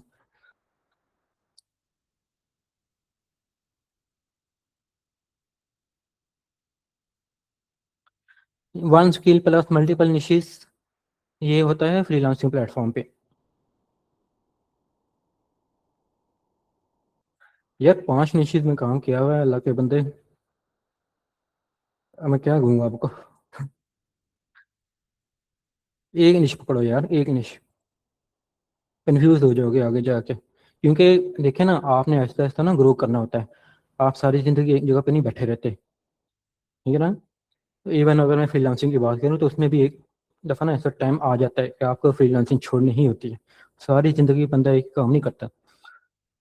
तो अगर आप ग्रो करना चाह रहे हैं तो जो मैंने तरीका बताया ना उसको फॉलो करें, वो ज़्यादा बेहतर है, वरना फिर वही हिसाब होगा कि उसी लूप में फंसे हुए हैं।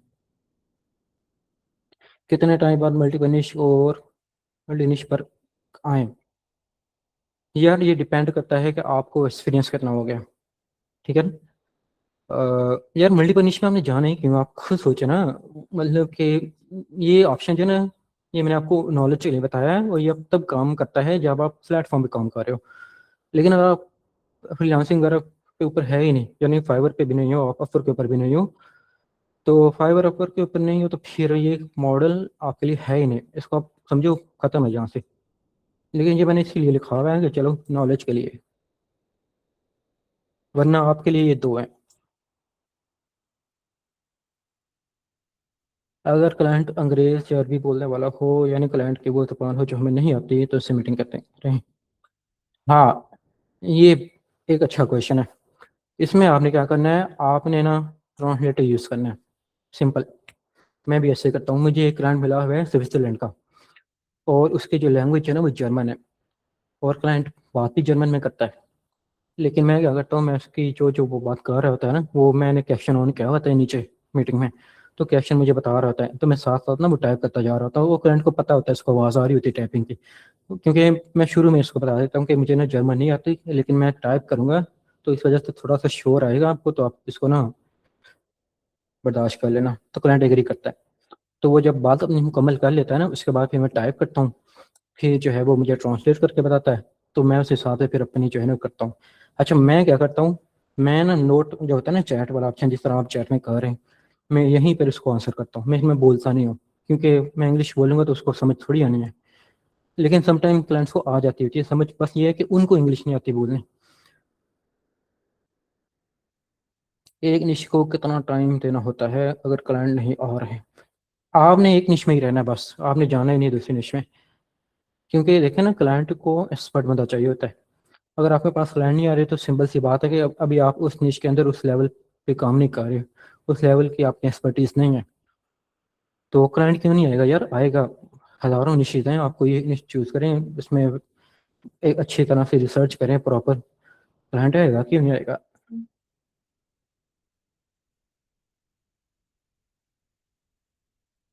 एक निश में एक स्किल में काम करने से कितने मिल जाते हैं, बहुत मिल जाते हैं। मैं आपको बात बता देता हूँ अपनी, शायद आपको नहीं पता, आपको शायद लग रहा होगा कि मैं न्यू बनता हूँ इस फील्ड में ना। लेकिन जैसे मैंने शुरू में बताया, मैं 2017 से इस फील्ड में सीख रहा हूँ। आल दो मैंने जो है ना प्रैक्टिकली जो है फ्रीलांसिंग में आपके लिए स्टेप तब किया था जब 2021 था। और मैंने तब से लेके आपके लिए पिछले साल तक एसईओ में आने से पहले तक मैं मार्केटिंग करता था। मार्केटिंग में मैंने जो है ना इसी जो पहला मॉड्यूल है इसी के ऊपर ही काम किया था। वो मैंने 150 प्लस क्लाइंट के साथ एंड 180 प्लस प्रोजेक्ट्स किए हैं, और अभी भी कर रहा हूँ। मैं आपको प्रूफ भी दिखा सकता हूँ इसका। तो ये चीज़ है। तो मिलते हैं, क्लाइंट्स का मिलते हैं यार, दुनिया बड़ी पड़ी है तो इसमें ऐसा कुछ नहीं है, टेंशन ना ले, मिलेंगे आपको। तो I think her cheese clear हो गई है।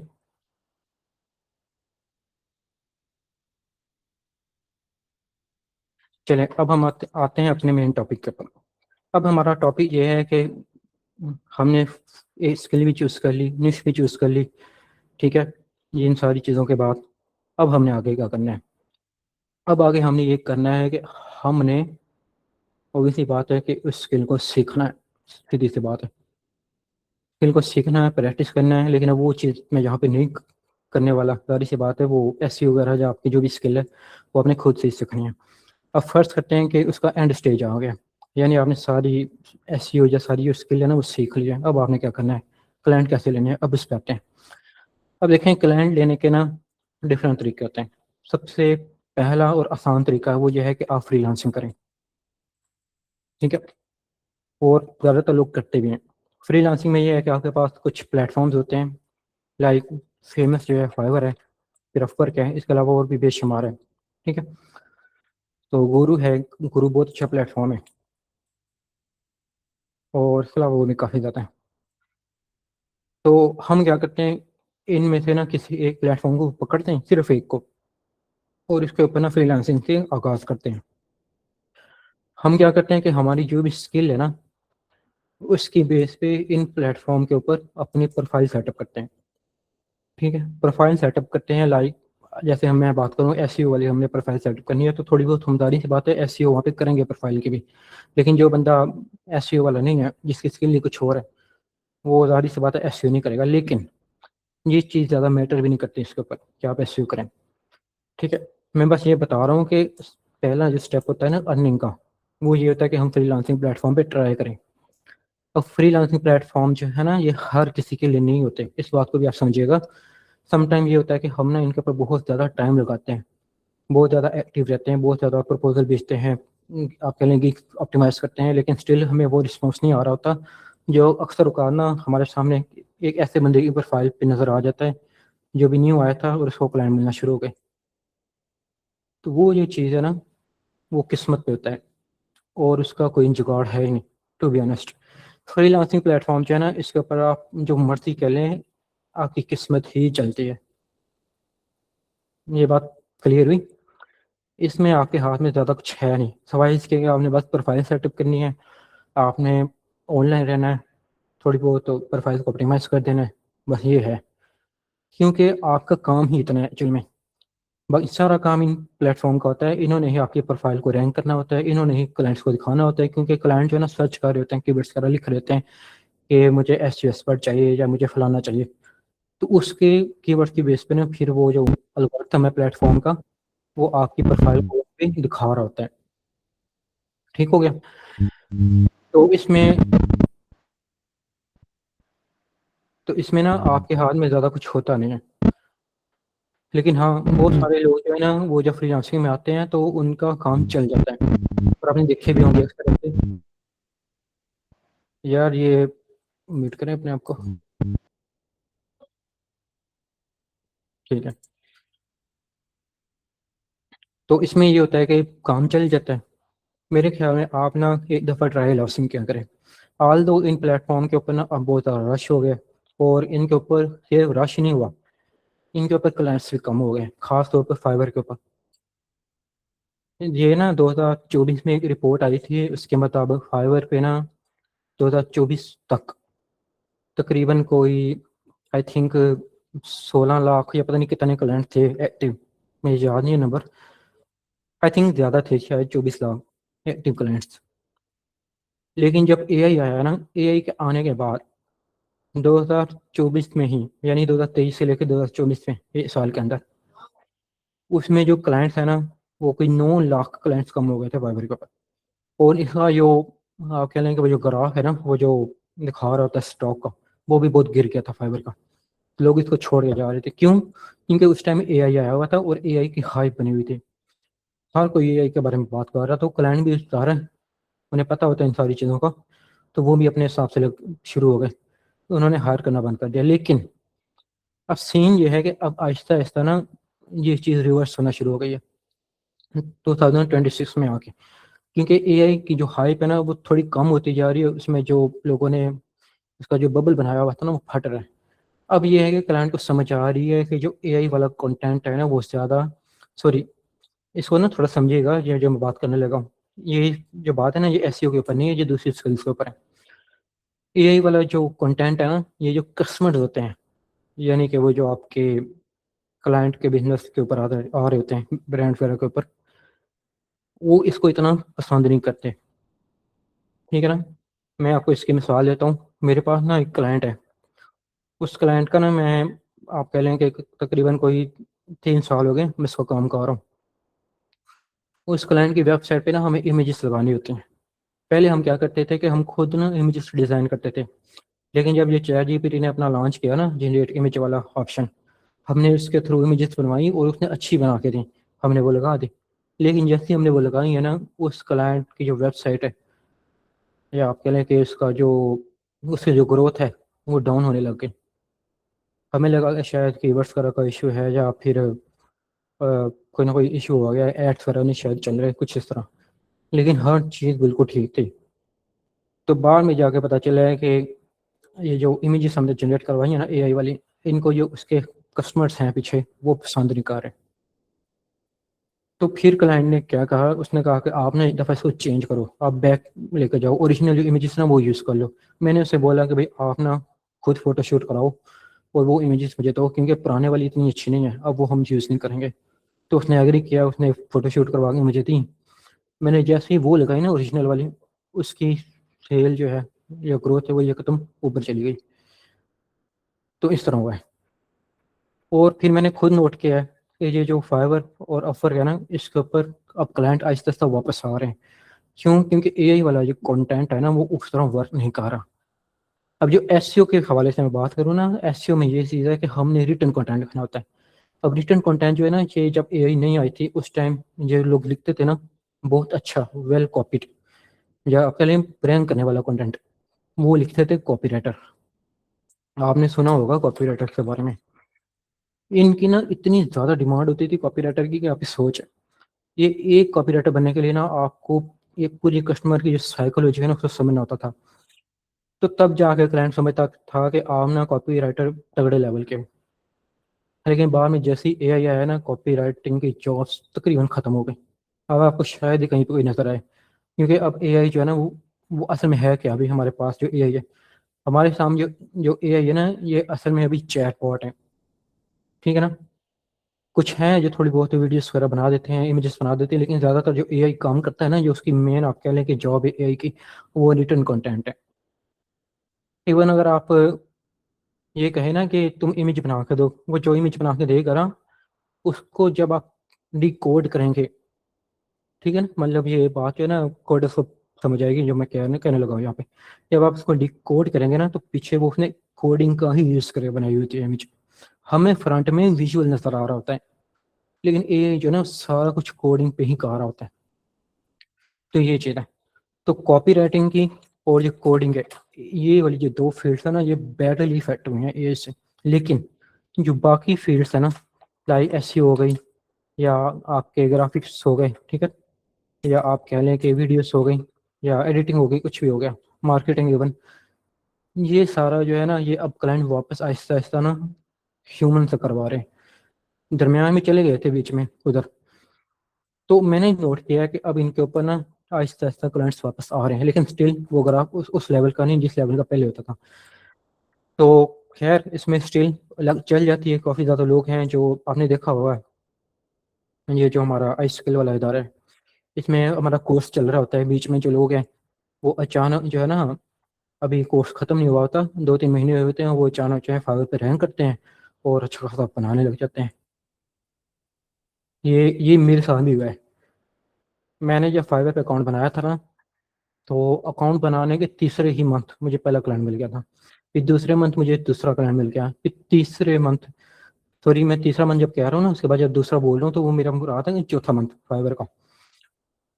तो पांचवा मंथ मुझे 2 क्लाइंट मिल गए, छठा मंथ मुझे 6 क्लाइंट मिल गए। एक तो क्लाइंट भी मिलने की जो स्पीड है वो भी तेज़ होती गई, उनका जो मिलने का ड्यूरेशन है ना वो भी कम होता गया। ठीक है ना, पहले 3 महीने बाद मिला था, तो अब महीने बाद मिल रहा है, फिर 20 दिन बाद मिल रहा है, इस तरह। फिर हुआ ये था कि करते करते ना मार्च के महीने में मुझे 2 मार्च से लेके 9 मार्च तक मुझे कुछ 15 क्लाइंट्स मिले थे फाइवर से। और मुझे समझ ही नहीं आ रही थी कि ये फाइवर का हो क्या गया है। लेकिन जब मैंने चेक किया ना अपनी गिग्स वगैरह को, तब पता चला कि उसने मेरी गिग को ऐसा बूस्ट दिया है कि वो नंबर 1 पे रैंक हुई पड़ी है। और ऊपर से फाइवर कह रहा है ये रिकमेंडेड है सेलर, मतलब उनको बायर को बता रहा था। तो वो कुछ इस तरह हुआ था वहाँ पे। तो ये चीज़ मार्च के महीने में हुई थी मेरे साथ। ये बात है 2022 की। तो खैर बताने का मकसद ये है कि इन प्लेटफॉर्म पे ना आपने कुछ करना ज़्यादा नहीं होता, बस प्रोफाइल बनानी है, आगे इनका काम है, इन्होंने रैंक करना है। और फाइवर का सिस्टम है भी ऐसा कि उसने ना आपकी प्रोफाइल को शफल करना है। ठीक है, आप खुद देखिएगा फाइवर के ऊपर आप जाकर कोई भी केबल लिखते हैं ना, आपके सामने जो सेलर आते हैं, तो उसके बाद जब आप पेज रिफ्रेश करेंगे ना तो वो ऊपर नीचे हो जाएंगे सारे। कुछ ऐसे सेलर होंगे जो फर्स्ट पेज पे आ रहे हैं लेकिन वो सेकंड पेज पे चले गए, इवन वो तीसरे चौथे पेज पे हुए होते हैं। और ये 50वें पेज पे होते हैं ना, 49वें 50वें, वो जो है फर्स्ट सेकंड पेज पे भी आ रहे होते हैं। ये होता है फाइवर के ऊपर। उसने अपना एल्गोरिथम ही ऐसे बनाया होता है क्योंकि वो प्रमोट करते हैं सारों को इक्वली। तो हाँ, वो अलग बात है कि अगर आपके पास कोई बैच है टॉप रेटेड वगैरह का, या फिर लेवल 2 का, लेवल 1 का, तो आप जो है ना फिर एक तरह से स्टिक हो जाते हो वहाँ पे पेज 1 पे या 2 पे बस। फिर आप इससे नीचे नहीं जाते। लेकिन जैसे ही आपको बैड रेटिंग मिलती है ना, तो आप धड़ाम से नीचे ऐसे जाते हो कि आपकी प्रोफाइल ढूंढने से नहीं मिलती। और ये होता है। तो वो ऑफर पे भी सेम सी सीन है। ऑफर पे ये होता है कि बस आपको ना अप्लाई करना पड़ता है जॉब्स के ऊपर। आप अप्लाई करोगे तो ऑफर का एल्गोरिथम समझेगा कि आप एक्टिव हो। जैसे ही आपने अप्लाई करना बंद किया, आपके कनेक्ट्स खत्म हुए, तो वो समझेगा आप डेड हो गए।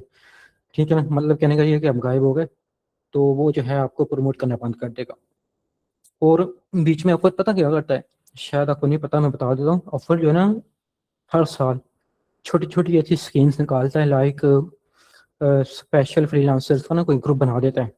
ऑफर सीक्रेट होता है। उसमें ना वो स्पेसिफिक आपके लिए कि निश के ना कुछ जो स्पेशलिस्ट होते हैं, या आपके लिए स्पेशलिस्ट नहीं भी हैं, बिगिनर लेवल पे भी हैं फ्रीलांसर, उनको ना रिक्वेस्ट भेजते हैं इनविटेशन के। वो कहते हैं कि आप ना ये ग्रुप जो है ना ये ज्वाइन करो, इसमें ना आपको प्रीमियम क्लाइंट्स मिलेगा, और मिलते भी हैं। तो मेरे पास इसी तरह की ना इनविटेशन आई थी, लेकिन मुझे वो मतलब कि फेक लगी, तो मैंने उसको एक्सेप्ट नहीं किया। लेकिन मेरा एक दोस्त है, उसने एक्सेप्ट कर ली, क्योंकि उसको क्लाइंट नहीं आ रहे थे, मुझे आ रहे थे वैसे ही। तो उसने एक्सेप्ट कर ली और वो एक प्रीमियम ग्रुप में ज्वाइन हो गया, मतलब बिल्कुल फ्री। वो ऐसा ग्रुप है कि वो ना नज़र नहीं आता, ऑफर के ऊपर है ही नहीं, कहीं पे आप ढूंढेंगे नहीं मिलेगा। लेकिन वो ऑफर के ना बैकएंड पे ये ऐसा सिस्टम बना हुआ है, उसमें ये होता है कि जो प्रीमियम क्लाइंट्स होते हैं ना, $10,000 वाले, $8,000 वाले, या इससे ऊपर ऊपर वाले, वो जो क्लाइंट्स था ना, वो ऑफर सबसे पहले उन फ्रीलांसर को दिखाता है नेशनल ग्रुप में।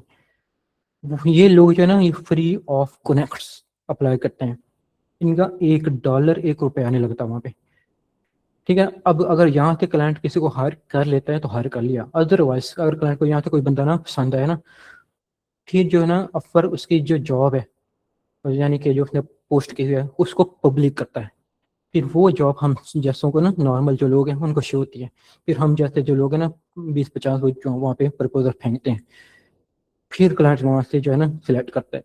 तो ये इस तरह का सीन ऑफर के ऊपर, तो खुद भी कमाता है, दूसरों को भी खिलाता है। ठीक है ना, समझ आई इस बात की। तो ये बातें जो है ना, ये एक्सपीरियंस से ही पता चली है मुझे, ये आपको यूट्यूब पे कोई नहीं बताएगा, टू बी ऑनेस्ट कोई भी नहीं बताएगा ये जो मैंने बताई। इसके बाद जो गुरु प्लेटफॉर्म है, गुरु काफ़ी अच्छा प्लेटफॉर्म है। और ये शुरू शुरू में ना, जब ये प्लेटफॉर्म बना था, ये पाकिस्तानियों को बड़ा सपोर्ट करता था। आजकल थोड़ा सा आप कह लें कि प्रो वो ना वेस्ट हुआ पड़ा है, तो लेकिन स्टिल इसके ऊपर जॉब्स कराती हैं, लेकिन अब उस लेवल की नहीं आती। इस ज़माने में गुरु जो है ना नंबर 1 होता था प्लेटफॉर्म। और इसके ऊपर जो है, मैंने तो अकाउंट बनाया था, लेकिन मैंने कभी ना इसके ऊपर कोई जॉब वगैरह पे अप्लाई नहीं किया था। इसके ऊपर भी जॉब्स आ रही होती हैं, आपको अप्लाई करना होता है, बिल्कुल ऑफर की तरह। तो इसके ऊपर कंपटीशन कम होता है, लेकिन जॉब्स भी कम होती हैं। और हमारी वाली जो स्किल है लोकल एसईओ, ये न्यू स्किल है। ठीक है ना, इसको मार्केट में आज ज़्यादा टाइम नहीं हुआ, तो इसके ऊपर जो है ना क्लाइंट्स कम ही जॉब पोस्ट कर रहे होते हैं गुरु के ऊपर। और अमूमन ऐसे क्लाइंट्स होते हैं जिन्हें पता भी नहीं होता कि हमने लोकल एसईओ करवानी है, वो समझते हैं बस हमने रैंक करवाना है, तो वो उस तरह के कीवर्ड लिख के ना ढूंढ रहे होते हैं बंदा। अब अगर किसी बंदे ने ऐसे कीवर्ड यूज़ किए मैं अपनी प्रोफाइल पे, तो वो रैंक हो जाता है, वो सामने नजर आ जाए, तो क्लाइंट उसको कॉल करता है, फिर वो अपना प्रॉब्लम बताता है। तो फ्रीलांसर अगर अक्लमंद है तो वो समझ जाता है कि क्लाइंट को क्या काम चाहिए। ठीक है ना, देखें ऑफर जो है ना, ये क्वेश्चन आया है, 0 प्रोजेक्ट और ऊपर पर अप्लाई करने से नहीं करता है। ये आपकी सोच है कि नहीं करता, लेकिन ऑफर करता है, और मैंने खुद एज ए क्लाइंट किया हुआ है हर लोगों को। ऑफर पे ना, इवन ऑफर खुद इस चीज़ को प्रमोट करता है। ठीक है ना, ऑफर क्या करता है, वो बिगिनर फ्रेंडली प्लेटफॉर्म है as compare to Fiverr. Fiverr इतना बिगिनर फ्रेंडली नहीं है, लेकिन ऑफर क्या, तो ऑफर क्या करता है, जैसे ही कोई न्यू बंदा आता है ना, न्यू फ्रीलांसर आता है, उसकी प्रोफाइल को ज़्यादा प्रायोरिटी देता है। मैंने क्या किया था, मैं एक्सपीरियंस बता देता हूँ। मैंने ना जॉब पोस्ट की थी कि मुझे ना एक मार्केटर चाहिए, तो वो जो है ना, मैंने जॉब पोस्ट की, मैंने एआई से लिखवा के कर दी थी पोस्ट। मैंने कोई स्पेसिफिक कीवर्ड वगैरह नहीं यूज़ किया उसके अंदर, कि जिसकी बेस पे ना ऊपर मुझे कुछ स्पेशलाइज प्रोफाइल दिखा दे। खैर मैंने वो जॉब पोस्ट की, मुझे ना लोगों के प्रपोजल आना शुरू हुए। तो आप यकीन नहीं करेंगे, जो प्रपोजल रैंक कर रहे थे ना, वो वो प्रपोजल थे विद जीरो जॉब्स, जिनकी जॉब्स की कोई नहीं थी। फिर एक दो ऐसे प्रपोजल रैंक करके थे कि जो ना आपके राइजिंग टैलेंट बैच था जिनके पास, यानी इन्होंने एक दो जॉब पोस्ट की और उनको बैच मिला हुआ है। जो टॉप रेटेड और टॉप रेटेड प्लस थे ना, ये डी रैंक होते थे। और दूसरी बात मैं आपको ये बता दूं, ऑफर पे ये सीन होता है कि क्लाइंट साइड पे वो पता कितने प्रपोजल शो करवाता है, सिर्फ 4। अगर 50 बंदों ने जॉब पे अप्लाई किया हुआ ना, 50 में से सिर्फ 4 बंदे ऐसे होंगे जिनका प्रपोजल ऑफर शो करवा रहा होगा क्लाइंट को। तो बाकी अगर क्लाइंट ने देखने हैं ना बाकी प्रपोजल, तो इसके लिए नीचे बटन होता है कि मोर व्यू या व्यू मोर इस तरह का। उस पर जब तक क्लाइंट नहीं करेगा ना क्लिक, तब तक उससे बाकियों के प्रपोजल शो ही नहीं होने। अच्छा, जिन लोगों के शो हुए ना, फिर उनमें से भी किसी एक को ही उसने मैसेज करना होता है। और इन आप खुद देखें कि इन 4 लोगों में से अगर आप आ गए, तो कितनी बड़ी बात है। मतलब क्लाइंट आपको कर सकता है, वहाँ पे क्लाइंट को नहीं पता होता कि ये top rated card, top rated plus card, rising talent, इनका क्या मतलब है, उसे नहीं पता होता। तो ना ही वो करते हैं, उन्हें इस चीज़ में इंटरेस्ट नहीं होता, क्योंकि उन्हें सोल्यूशन चाहिए होता है। जो बंदा अच्छा प्रपोजल लिख के रैंक कर गया, इसका मतलब है वो सोल्यूशन दे देगा, सिंपल। और दूसरी बात ये कि वो जो व्यू मोड जब क्लाइंट करता है ना, जैसे ही क्लाइंट उस पर क्लिक करता है ना, न्यू प्रपोजल शो होते हैं, तो साथ ही ऊपर एक वार्निंग दे देता है क्लाइंट को। वो कहता है कि ये जो प्रपोजल अब आप देख रहे हो ना, ये आपकी जो जॉब पोस्ट है ना उसके साथ मैच ही नहीं करते। हालांकि वो मैच कर रहे होते हैं, लेकिन ऑफर खुद क्लाइंट को ये कहता है। अब आप खुद सोचेंगे, क्लाइंट आया है प्लेटफॉर्म के ऊपर, और उसका ट्रस्ट है प्लेटफॉर्म के ऊपर, ठीक है, फर्स्ट टाइम आया है, तो अब उसने स्पेंड करना है और उसको एक बंदा चाहिए। अब अगर प्लेटफॉर्म उसको खुद बता रहा है कि ये जो व्यू मोर वाले हैं इसको आप ना देखो, ये अच्छे नहीं है, तो क्लाइंट क्यों देखेगा, वो नहीं देखेगा। तो ये चीज़ होती है। तो ये बात भी यूनिक होगी आपके लिए, जब फिर किसी ने बताई है तो चलो अच्छी बात है। तो दूसरी बात, ये अकबर बिगिनर फ्रेंडली है, ये बिगिनर को जो है ना रैंक करता है। मैं आपको एक टिप दे देता हूँ यहाँ पे। अकबर क्या करता है, ऐसी जो जो ऐसे जो प्रपोजल होते हैं ना, जिन्होंने अपने प्रपोजल में शुरू में क्लाइंट का नाम लिखा हुआ होता है, लाइक फर्स्ट करें मैं क्लाइंट हूँ, मेरा नाम उबैद है, मैंने जॉब पोस्ट किया है। अब एक बंदा है अली, फ्रीलांसर है, ठीक है, उसने अगर वहाँ पे किया ना, मतलब प्रपोजल पे अप्लाई किया हुआ, प्रपोजल भेजा है जॉब पे, उसने अगर मेरा नाम यूज़ किया हुआ है ना प्रपोजल में, तो ऑफर उसको रैंक करेगा वहाँ पे। अब ये जो चीज़ है ये यूनिक नहीं है आपके लिए, आई नो आपने पहले से लिखा होगा, सुना होगा, लेकिन ये मैंने चूंकि एक्सपीरियंस किया है तो इस वजह से आपको बता रहा हूँ कि ये चीज़ भी होती है। और इसमें इवन अगर कोई टॉप रेटेड बनता है ना, अगर वो लिख देता है ना आपका नाम, तो भी ज़्यादा चांस है कि अफर उसको रैंक नहीं करेगा, वो बिगिनर को ही रैंक करेगा। क्यों? क्योंकि अफर को पता है कि ये जिसके पास बैच है ना, जिस बंदे के पास, ये पहले ही पैसा कमा रहा है और अच्छा पैसा कमा रहा है, तो मैं इसको क्यों रैंक करूं, मैं उसको क्यों ना रैंक करूं जो नया बनता है, हो सकता है वो इससे ज़्यादा अच्छा काम दे क्लाइंट को। क्योंकि अफर के ऊपर ना चीज़ होती है JSS, जिसको कहते हैं जॉब सक्सेस स्कोर, ठीक है ना, JSS। ऑफर बेसिकली इसकी बेस के ऊपर डिसाइड कर रहा होता है, वो ये भी नहीं देखता कि आप टॉप रेटेड हो या नहीं, वो ये देख रहा होता है कि आपका जो जॉब का सक्सेस स्कोर है ना वो कितना है। अगर आपका 90% से नीचे है ना, यानी 100 में से 90 से नीचे है, तो वो आपका प्रपोजल कभी भी क्लाइंट को नहीं दिखाएगा, ठीक है ना, मतलब व्यू मोर के अंदर ही होगा, टॉप में कहीं नहीं होगा। लेकिन अगर आपके 90 से ऊपर है तो फिर चांस है कि वो आपका दिखाए, ठीक है। और ऊपर से अगर आपके पास बैच है तो चांस और कम है, वो नहीं दिखाएगा आपका प्रपोजल, वो फिर उस बंदे का दिखाएगा जिसका GSS 100% है, लेकिन उसके पास बैच नहीं है। क्यों? क्योंकि उसका जॉब स्कोर ज़्यादा है, पूरा है, और लेकिन उसके पास जॉब कोई नहीं है। जबकि वो बंदा जिसके पास जॉब स्कोर भी पूरा है लेकिन उसके पास बैच भी है, तो उसका मतलब वो पहले कमा रहा है। और ऊपर से अपन ये भी देखता है बैकग्राउंड में कि इस बंदे के पास ऑलरेडी कोई जॉब ओपन है कि नहीं है। तो अगर पहले से किसी के पास ओपन है ना जॉब, तो फिर वो उसको ज़्यादा रिकमेंड नहीं कर रहा होता। लेकिन स्टिल आपने ऐसे फ्रीलांसर देखे होंगे, उनकी ऐसी प्रोफाइल देखी होगी कि उनका ना, आप कह लें कि 40-40 जॉब उनके ना पेंडिंग में हुई होती हैं। ये आपने कभी शायद देखा हो, मैंने देखा है वैसे। तो मैंने तो ऐसे फ्रीलांसर भी देखे हैं ऑफर के ऊपर, जिनको ना क्लाइंट $2 लाख पे कर रहे होते हैं पर जॉब का, और उन बंदों ने 15-15 और जॉब पेंडिंग में रखी हुई होती हैं, हाई पिंग वाली। तो ऑफर वहाँ से भी देखता है, वो सारा कुछ ना कैलकुलेट करके उस हिसाब से आपका प्रपोजल रैंक कर रहा होता है। लेकिन बिगिनर फ्रेंडली है, आपने देखा होगा बहुत बहुत ज़्यादा जो फ्रीलांसर्स है ना, जो बिगिनर लेवल पे होते हैं, जो ऑफर पे जाते हैं, अकाउंट बनाते हैं, न्यू होते हैं, वो रैंक करते हैं, बहुत सारों को जॉब मिलती है वहाँ पे, अगर उनके पास कोई रिव्यू नहीं है। अच्छा, अब इसमें ना एक और चीज़ मैं आपको बता देता हूँ।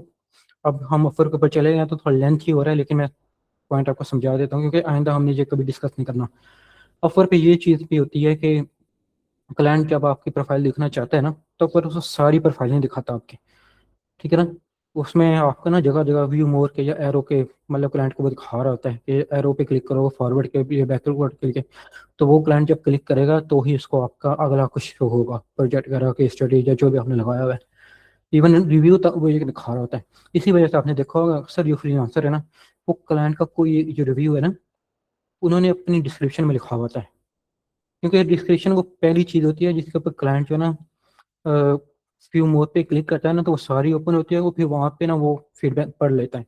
लेकिन अगर वो उसने खुद देखने हैं फीडबैक सारे नीचे जाके, तो उसके लिए ना उसको बार बार व्यू मोर करके नीचे जाना पड़ेगा, फिर वहाँ पे जाके उसको देखने पड़ेंगे। तो क्लाइंट के पास ना टाइम नहीं होता कि वो जो सारा करे। तो ये सीन भी होता है।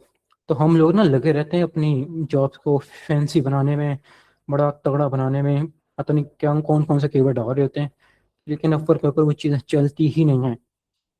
आप खुद देखिएगा, ऑफर के ऊपर आप जाइएगा, टॉप रेटिंग जो प्लस लोग हैं ना उनकी प्रोफाइल ओपन कीजिएगा, आपको शायद ही कोई एक ऐसा बंदा मिले जिसकी प्रोफाइल ना कोई बड़ी तगड़ी बनी हुई हो। लेकिन आप देखेंगे कि उसको वो अच्छा खासा ना काम मिला हुआ होता है और अच्छा खासा वो पैसा बना रहा होता है वहाँ पे, क्योंकि उसे पता है ना कि उसने क्लाइंट को क्या शो करवाना है। तो वो करवा रहा होता है वहाँ पे। बिगिनर लोग जो है ना, वो यही गलतियां करते हैं कि वो डिले करते जाते हैं, वो एक्शन नहीं लेते। वही चीज़ जो इसके अंदर आ जाती है, प्रोक्रास्टिनेशन के अंदर। आई बात समझ? तो आई थिंक ये पॉइंट क्लियर होगा। इससे रिलेटेड अगर कोई क्वेश्चन है तो मुझे बताएं। ये थी मेरी फर्स्ट सजेशन कि आप फ्रीलांसिंग ट्राई करें, एटलीस्ट ट्राई करना चाहिए। बाद में काम करें ना करें वो अलग बात है, लेकिन आप कम से कम भी ना, मेरा ख्याल है 3-6 महीने उसको दें। ठीक है ना, सब्र करें, तो शायद आपको काम मिल जाए।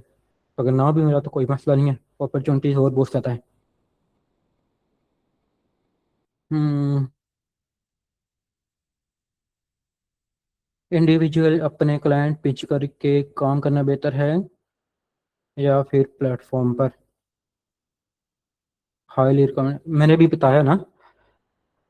फर्स्ट सजेशन ये है, फर्स्ट रिकमेंडेशन ये है कि आप फ्रीलांसिंग प्लेटफॉर्म पे जाएं, क्योंकि वहाँ पर ज़्यादा चांस होता है कि आपको जल्दी क्लाइंट मिल जाए। और उनको ना आपका ज़्यादा पास्ट वाला कुछ चाहिए भी नहीं होता, कोई हिस्ट्री वगैरह। उन्हें बस फ़ौरन काम करवाना होता है आपका। लोकल एसईओ की स्किल में एक निश के लिए अब पहले अपनी वेबसाइट बनाई जा सकते हैं जो क्लाइंट को दिखाई जाए। प्लस देखें, अपनी वेबसाइट से आपकी क्या मुराद है? अगर आप पोर्टफोलियो की बात कर रहे हैं तो वो मैं इतना रिकमेंड नहीं करता, क्योंकि अक्सर ना हमें मौका ही नहीं मिलता क्लाइंट को भी दिखाने का। तो हम क्लाइंट का जो प्रॉब्लम है ना, उसका सोल्यूशन ही देने में लगे हुए होते हैं मीटिंग के दौरान। तो वेबसाइट दिखाना दूर की बात होती है। लेकिन हाँ, अगर आप रैंक एंड की बात कर रहे हैं ना, कि उस पर अच्छा इंप्रेशन पड़े, तो वो दिखानी चाहिए उसको। लेकिन ऐसा कम ही होता है, ज़्यादातर जो क्लाइंट्स है ना, वो सीधा बस मुद्दे पे आते हैं। वो कहते हैं भाई आप क्या सोल्यूशन दोगे, आप इस प्रॉब्लम को कैसे फिक्स करोगे, मुझे कैसे लीड्स ला के दोगे। आपने बस वो आंसर करना होता है। प्रपोजल एआई से लिखवाने में कोई मसला तो नहीं? मसला है। एआई का प्रपोजल आप लिखवाएंगे ना, वो रैंक नहीं करेगा। क्यों? क्योंकि जो एआई प्रपोजल लिख रहा है ना, वो वही प्रपोजल दूसरों को भी दे रहा है। अब देखें, मैंने आपको जैसे बताया, मैंने कोडिंग की हुई है, मैंने इवन मोबाइल ऐप डेवलपमेंट भी की हुई है, और इस तरह ना मैंने बैक एंड वगैरह पे काम किया हुआ है, तो मैंने चीज़ वहाँ पे सीखी है। मतलब कोडिंग करते हुए ना, कोडिंग वाले जो लोग हैं डेवलपर, उन्हें पता होगा। पता क्या है सिस्टम में पीछे बैकएंड में क्या चल रहा होता है? बैकएंड में ये चल रहा होता है कि जो आपने जो टूल बनाया ना, उस टूल में फर्स्ट करें चैट जीपीटी आपने बनाया। अब चैट जीपीटी में क्या होता है कि आपने ऐसी ना, आप कह लें कि कमांड सेट की हुई होती है कि अगर एक यूज़र जो है ना, वो फलाना कुछ पूछता है, तो चैट जीपीटी उसको जो रिस्पॉन्स देगा ना, वो रिस्पॉन्स उसने सेव भी करना है साथ में। फिर अगली दफ़ा ना, यही बंदा अगर पूछेगा यही वाला सवाल, तो वो बस कॉपी पेस्ट कर देगा वहाँ पे। या फिर अगर कोई और बंदा पूछ रहा है, वो उसको थोड़ा सा मॉडिफाई करके ना सेम रिप्लाई कर देगा। मैंने ये चीज़ देखी है वहाँ पे। मोस्टली लोगों के जो प्रपोजल आए थे ना मुझे, वो कॉपी पेस्ट लग रहे थे। हालांकि उन्हें खुद एक दूसरे के बारे में नहीं पता था, लेकिन प्रपोजल पढ़ के लग रहा था कि ये इन्होंने कहीं ना कहीं से उठाया हुआ है। अब जाहिर सी बात है, चैट जीपीटी से उठाया होगा ना, वरना तो कोई ऐसा प्लेटफॉर्म नहीं है जहाँ पे सारे प्रपोजल बने हुए हैं तो आप वहाँ से उठाओ।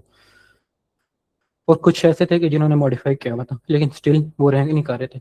मैंने देखा है कि उन लोगों के प्रपोजल रैंक कर रहे थे जिन्होंने सोल्यूशन दिया हुआ था, और जिन्होंने बिल्कुल ह्यूमन वाले वर्ड्स यूज़ किए हुए थे।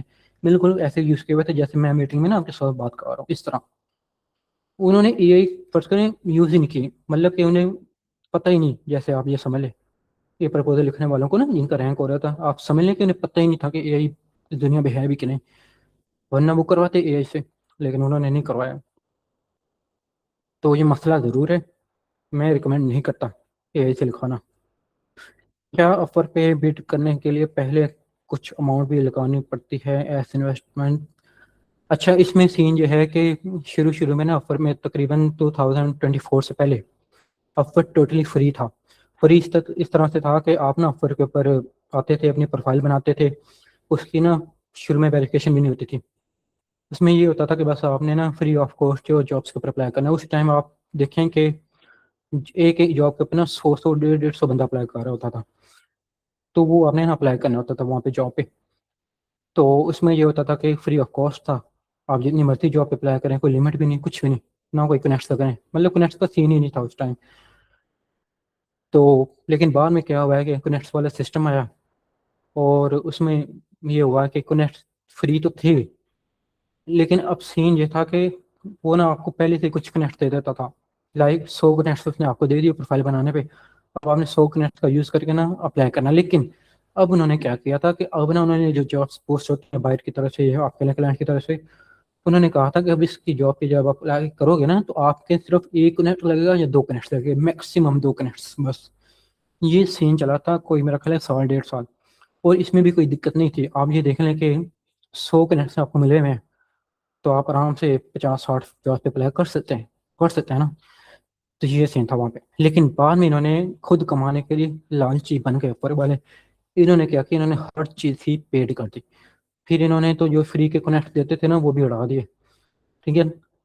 तो अब ये है कि अब आपको कनेक्ट्स बाय करने पड़ते हैं, और अब तो ये हाल है कि आपको एक जॉब पे अप्लाई करना होता है ना, आपको कम से कम 8 कनेक्ट्स लगाने होते हैं, और मैक्सिमम जो है ना आपके लिए 30 तक कनेक्ट चले जाते हैं एक जॉब पे।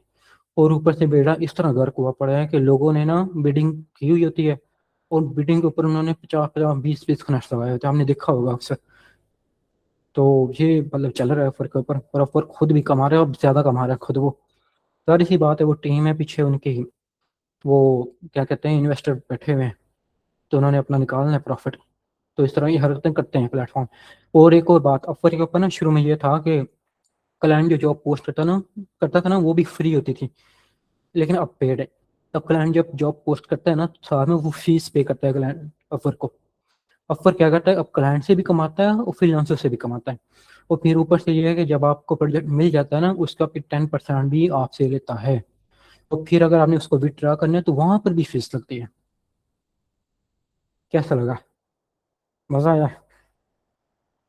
तो ये इस तरह इन्होंने कर दिया है। लेकिन स्टिल काम कर रहा है ऑफर, लोग कमा रहे हैं, अच्छा कमा रहे हैं। बल्कि मजे की बात यह है कि ऑफर के ऊपर क्लाइंट्स कम नहीं हुए, ज्यादा हो गए। अब पता नहीं क्या है। मैंने एक चीज़ नोट किया है कि ऑफर जो है ना वो मार्केटिंग पे बहुत ज़्यादा फोकस करता है। एटलीस्ट मैंने देखा था कि 2022 में और 23 में मैंने नोट किया था कि ऑफर बहुत बहुत ज़्यादा ना एड्स चला रहा था लिंक्डइन के ऊपर, वो सोशल मीडिया के ऊपर ना, हाँ, इवन ट्विटर वगैरह के ऊपर ऑफर बहुत ज़्यादा ऐड चला रहा होता था। तो इस दौरान ऑफर के ऊपर बहुत ज़्यादा क्लाइंट्स आए भी थे। तो ओबियसली आपको पे करना पड़ता है यार, ये थोड़ा बहुत है, लेकिन क्या करें। जीएसएस किस चीज़ पे डिपेंड करता है? जीएसएस डिपेंड करता है आपने जो जॉब की है ना उसके सक्सेस स्कोर के ऊपर। मतलब कि आपने जॉब की, पोस्ट की, सॉरी कंप्लीट की 100%, ठीक है ना, लेकिन क्लाइंट ने फीडबैक आपका बुरा दे दिया। अच्छा, फीडबैक दो किस्म के होते हैं, एक होता है प्राइवेट, एक होता है पब्लिक। अब मुझे नहीं पता कि अभी भी यही सीन है या नहीं, लेकिन पहले ये इस तरह होता था। तो अक्सर क्लाइंट क्या करते थे, वो ना बुरा फीडबैक दे देते थे प्राइवेट में, अच्छा फीड दे देते थे फ्रंट में, पब्लिक में। तो वो ना मिक्स होता था, तो फिर ऑफर क्या करता था, वो आपको थोड़ा सा जीएसएस स्कोर जो है ना वो गिरा देता था। लेकिन अगर आप एक ऐसा बंदा है जिसका क्लाइंट के साथ अच्छा रिलेशन है, अच्छा काम किया हुआ है, क्लाइंट बड़ा हैप्पी है, तो क्लाइंट आपको दोनों फीडबैक अच्छे देगा। या इवन हो सकता है क्लाइंट आपको सिर्फ एक ही फीडबैक दे, वो पब्लिक ना दे, वो प्राइवेट दे दे। अगर वो प्राइवेट दे देता है ना तो भी डेट्स अ गुड सिग्नल। तो आपका जीएसएस स्कोर जो है ना इंप्रूव होता है। ऊपर से ये जीएसएस स्कोर ना टाइम पे भी डिपेंड करता है। टाइम पे इस तरह डिपेंड करता है कि फर्स्ट करें कि आपका जीएसएस स्कोर जो है ना वो जनवरी में था 100%, लेकिन फरवरी में जॉब आपने क्लोज की, जब काम डिलीवर किया तो वो जीएसएस स्कोर जो है ना गिर के 90 पे आ गया। ठीक है ना, ऐसे ही हुआ ना। अब सीन ये है कि अब आपका ना 90 दिनों का एक पीरियड चलेगा। इस 90 दिनों में ना ऑफर आपका जो अकाउंट है, अकाउंट नहीं बल्कि प्रोफाइल जो है, वो क्लाइंट को शो ही नहीं करवाएगा। आपको शो हो रही होगी, आपको लग रहा होगा मुझे नजर आ रही है, लेकिन जब आप प्रपोजल भेजेंगे ना, आपका ना तो प्रपोजल भी हो रहा होगा, ना वो रिकमेंडेशन में आ रहा होगा, ना आपकी प्रोफाइल शो हो रही होगी, ना वो रैंक कर रही होगी। तो ये 90 दिन का ये पीरियड है ना, ये आपने चुपचाप बस कुछ भी नहीं करना होता, फिर आप चुपचाप बस इसको गुजरने देना। इस दौरान आप कुछ करें और करें, लेकिन ऊपर पे छेड़खानी ना करें। फिर क्या होता है, जैसे ही 90 दिन का पीरियड कंप्लीट होता है ना, आपका जीएसएस स्कोर जो है ना वो 90 से होके 100 पे आ जाता है वापस ऑटोमेटिकली। और अगर आप ऐसा बंदा है जिन्होंने जनवरी में $1,000 अर्न किया हुआ था, या आप कह लें 10,000 किया हुआ था, नहीं बल्कि 1,000, तो जैसे ही आपका वो स्कोर कंप्लीट हुआ ना वो साथ ही आपको टॉप रेटेड का बैच भी दे देगा। लेकिन अगर आपकी अर्निंग जो है वो $10,000 थी, तो आपको टॉप रेटेड प्लस मिल जाएगा। तो यही चीज़ है। तो डिपेंड किस पे करता है, टाइमिंग पे डिपेंड करता है। ठीक है, ऊपर आपका जो रेटिंग है, क्लाइंट के साथ जो एक्सपीरियंस है वो कैसा है, उस पर डिपेंड करता है।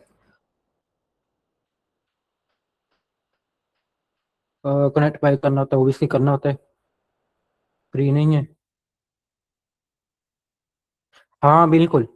अपवर्क के ऊपर जैसे मैंने बताया, चीज़ें ना चेंज होती रहती हैं। अब आपने अपवर्क के ऊपर भी एक ही निश में प्रोफाइल बनानी होती है। लेकिन जैसे मैंने बताया कि अपवर्क के ऊपर मसला ये है कि आपको ना मल्टीपल निशेस के क्लाइंट्स मिलते हैं। तो इसमें रिकमेंडेशन तो ये है कि आप ना एक स्किल के ऊपर बनाएं, ठीक है ना। लेकिन उस स्किल में ना आप सिंगल निश ना मेंशन करें, अब मल्टीपल निशेस मेंशन करें। आप ऐसे मेंशन करें कि वो ना लगे ना कि आपने ना हर फॉर्मूला वाली हरकत की हुई है, बल्कि वो ऐसे लगे जैसे ना हर चीज़ एक दूसरे के साथ ना रिलेट कर रही है, लिंक कर रही है, ठीक है ना। तो यानी क्लाइंट कंफ्यूज ना हो कि ये मेरी स्किल का बंदा है या किस स्किल का है। उससे बस ये फील हो कि ये मेरे प्रॉब्लम का जो सोल्यूशन है ना वो दे सकता है। वो आपने कुछ इस तरह करके लिखना होता है वहाँ पे, और इस तरह बनानी होती है प्रोफाइल। बाकी अगर आप जेनेरिक भी बना देना, स्किल के ऊपर ना भी बनाए, जेनेरिक बना दे, वो भी चलेगी ऑफर के ऊपर। लेकिन ये है कि अब कंपटीशन हो गया तो लोग जो है आप खेलेंगे रैंक आउट करने के लिए, सॉरी, रैंक करने के लिए वो फिर एक स्पेशलाइज बनाते हैं इस तरह। एआई से प्रपोजल नहीं लिखवाएंगे तो हम कैसे ऐसा प्रपोजल लिखें जो क्लाइंट को इम्प्रेस। ये आपने खुद को क्लाइंट की जगह पे रख के सोचना है। आपने फर्स्ट ने जॉब देखी है ना, एक जॉब है जीएमबी ऑप्टिमाइजेशन के ऊपर। वहाँ पे क्लाइंट को कोई इशू आया हुआ, उसने बताया हुआ कि मुझे लीड्स नहीं आ रही, ठीक है, या मेरे जो फीडबैक्स हैं, रिव्यूज हैं, वो बड़े गंदे आ रहे हैं मुझे इसके ऊपर, तो हिट पड़ गई है, या मेरी वेरिफिकेशन में मसला आया है। अब आपने क्लाइंट की जगह पे रख के सोचना है कि उसका इश्यू जो है ना, मैंने उसको कैसे बताना है, और फिर मैंने उसको कैसे सोल्यूशन देना है। बिल्कुल ह्यूमन वे में बस 3-4 लाइनों में आपने बताना है।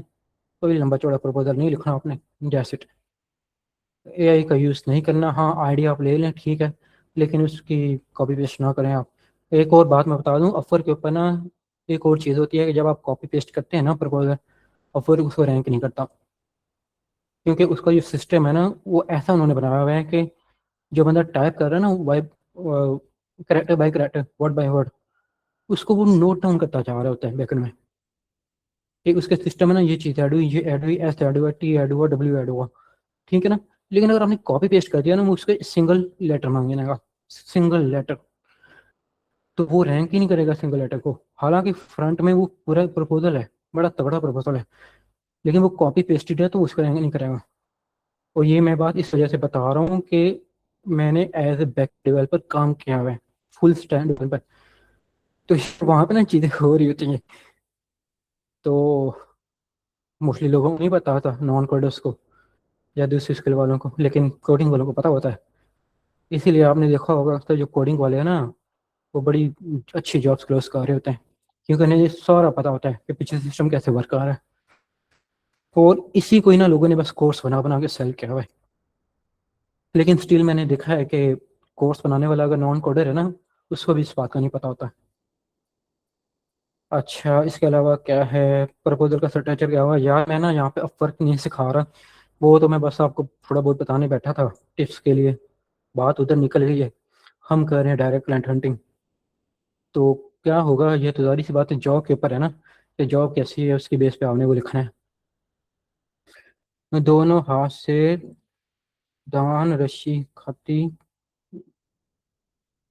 हाँ ऐसे ही है, टैक्स पे टैक्स है। गवर्नमेंट ने अलग लगाए हुए हैं, उन्होंने अपने लगाए हुए हैं। फिर पेयोनियर है बीच में, अगर आप पेयोनियर पे लेकर आते हैं पेमेंट, वो अपनी फीस कट करता है भाई। फिर पेयोनियर से जब जैज कैश में कराएंगे या अमेजॉन बैंक में करवाएंगे या किसी भी बैंक में करवाएंगे, वो अपनी कट करते हैं बीच में।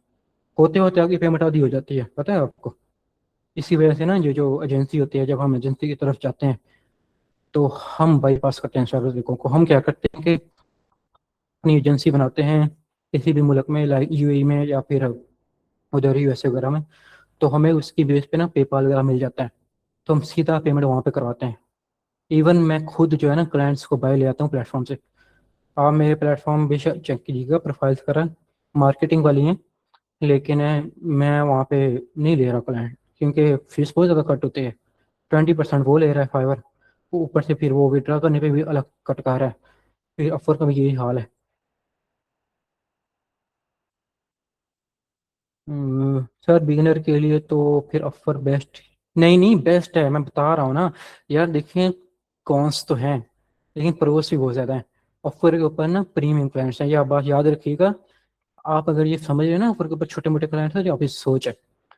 आपको पहला क्लाइंट मिलेगा ना, आपने उससे डॉलर जो चार्ज करने हैं ना, 1,000 से ऊपर ऊपर करने हैं, मैं बता रहा हूँ आपको। आपने इससे नीचे नाम ही नहीं लेना। आप इससे नीचे नाम लेंगे ना तो वो समझ जाएगा कि ये बंदा ऐसा बंदा है कि जिसको ना मैं नचा सकता हूँ अपनी उंगलियों पे, फिर वो करेगा भी आपको। तो ऑफर के ऊपर प्रीमियम क्लाइंट्स हैं, प्रीमियम निशेस वाले हैं, और आपने उनसे ज़्यादा ही चार्ज करना है। कई लोगों ने ना सिर्फ 2-3 प्रोफाइल, सॉरी 2-3 जॉब्स की होती हैं, उन्होंने 40-40 हज़ार डॉलर कमाया होता है। मेरा एक कज़न है, उसका ना एक रिश्तेदार है, तो वो बंदा जो है ना, ऑफर पे कोई 3-4 साल में काम कर रहा है, और उसने ना ऑफर पे सिर्फ एक क्लाइंट के साथ काम किया है, और उस एक क्लाइंट ने उसको आई थिंक 80,000 डॉलर दिया बना के। उसके अलावा उसने कोई जॉब ही नहीं विन की, और 3-4 साल उसने सिर्फ उस एक बंदे के साथ ही काम किया है, और वो जो क्लाइंट था ना, वो लायर था। मैंने ऐसे ऐसे बंदे देखे हैं ऑफर के ऊपर, फ्रीलांसर, जिन्होंने 2-2 लाख डॉलर चार्ज किए हैं क्लाइंट से एक प्रोजेक्ट का। इवन मैंने ऐसे ग्राफिक डिजाइनर देखे हैं जो 5,000 डॉलर चार्ज कर रहे होते हैं। तो आप इस चीज़ को समझें, ऑफर के ऊपर ना प्रीमियम क्लाइंट्स है, इसी वजह से तो क्लाइंट ज़्यादा है वहाँ पे। मैंने आपको बताया कि अगर ऑफर वहाँ पे फीस रखता भी है ना क्लाइंट साइड पे, तो उन्हें फ़र्क नहीं पड़ता।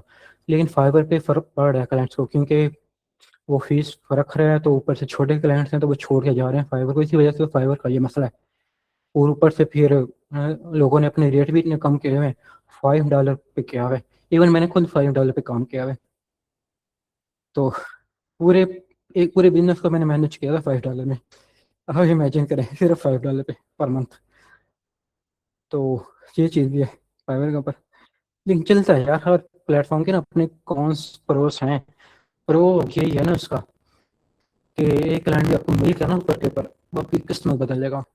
फिर आप एक क्लाइंट की जो अर्निंग होगी ना, उसी से आप अपना सारा खर्चा पूरा कर लेंगे। आप सारे बदले लेंगे पेयोनीर से, ऑफर से, हर चीज़ से जो उन्होंने टैक्स पे कटौतियाँ की हैं। तो ये चलता है। हाँ भाई, आप कर सकते हैं, आप डायरेक्ट भी कर सकते हैं, फ्रीलांसिंग वाला भी करें, आप साइड साइड करते जाएं। अक्लमंद वही है जो सब कुछ कर रहा है। लेकिन स्किल में आपने सब कुछ नहीं करना। क्लाइंट को उसमें आप बेशक करें, क्लाइंट मिल गया तो बड़ी बात है, मैं तो ये कहता हूँ। तो आई होप ये पॉइंट समझ आया आपको। मैंने सारे क्वेश्चन भी आपके क्लियर कर दिए, लेकिन मीटिंग बहुत लंबी हो गई है। तो क्या ख्याल है, एंड ना करें? मुझे लग रहा है कि नेक्स्ट डे पे जा रहा है ये सारा।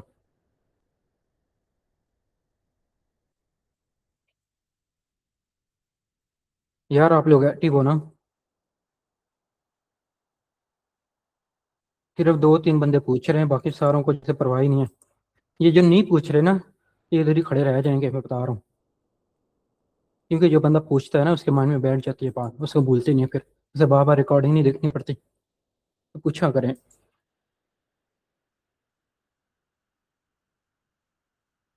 खैर, मैं तो इस बात पे शुक्र कर रहा हूँ कि आज लाइट नहीं गई, क्योंकि मीटिंग करने से पहले ना गई थी कई दफ़ा। तो मुझे डर था कि लाइट चली जाएगी, लेकिन 2 घंटे हो गए नहीं गई। अच्छा, इसके बाद है कि डायरेक्ट क्लाइंट हंटिंग, तो क्या कहते हैं इसके ऊपर कल बात करें? हम डायरेक्ट जो है ना इसके ऊपर आएंगे कल से, क्योंकि अब ना काफ़ी ज़्यादा टाइम हो गया है, तो मेरा ख्याल है इसको एंड कर देते हैं। यार आप ना मीटिंग लिंक शेयर कर दिया करें वहाँ पे। बहुत ज़्यादा मुझे मैसेजेस आ रहे होते हैं फेसबुक के ऊपर, फिर मैं तंग हो रहा होता हूँ। वो बार बार ये क्वेश्चन कर रहे होते हैं कि आपने लिंक नहीं दिया, ये वो। अब मैंने लिंक पिन किया हुआ है प्रोफाइल पे भी, कमेंट में भी वो लोग स्टिल पूछे जा रहे हैं कि लिंक किधर है, लिंक किधर है। इनको ये लिंक मिल रहा तो वो आगे क्या सर्व करेंगे क्लाइंट को?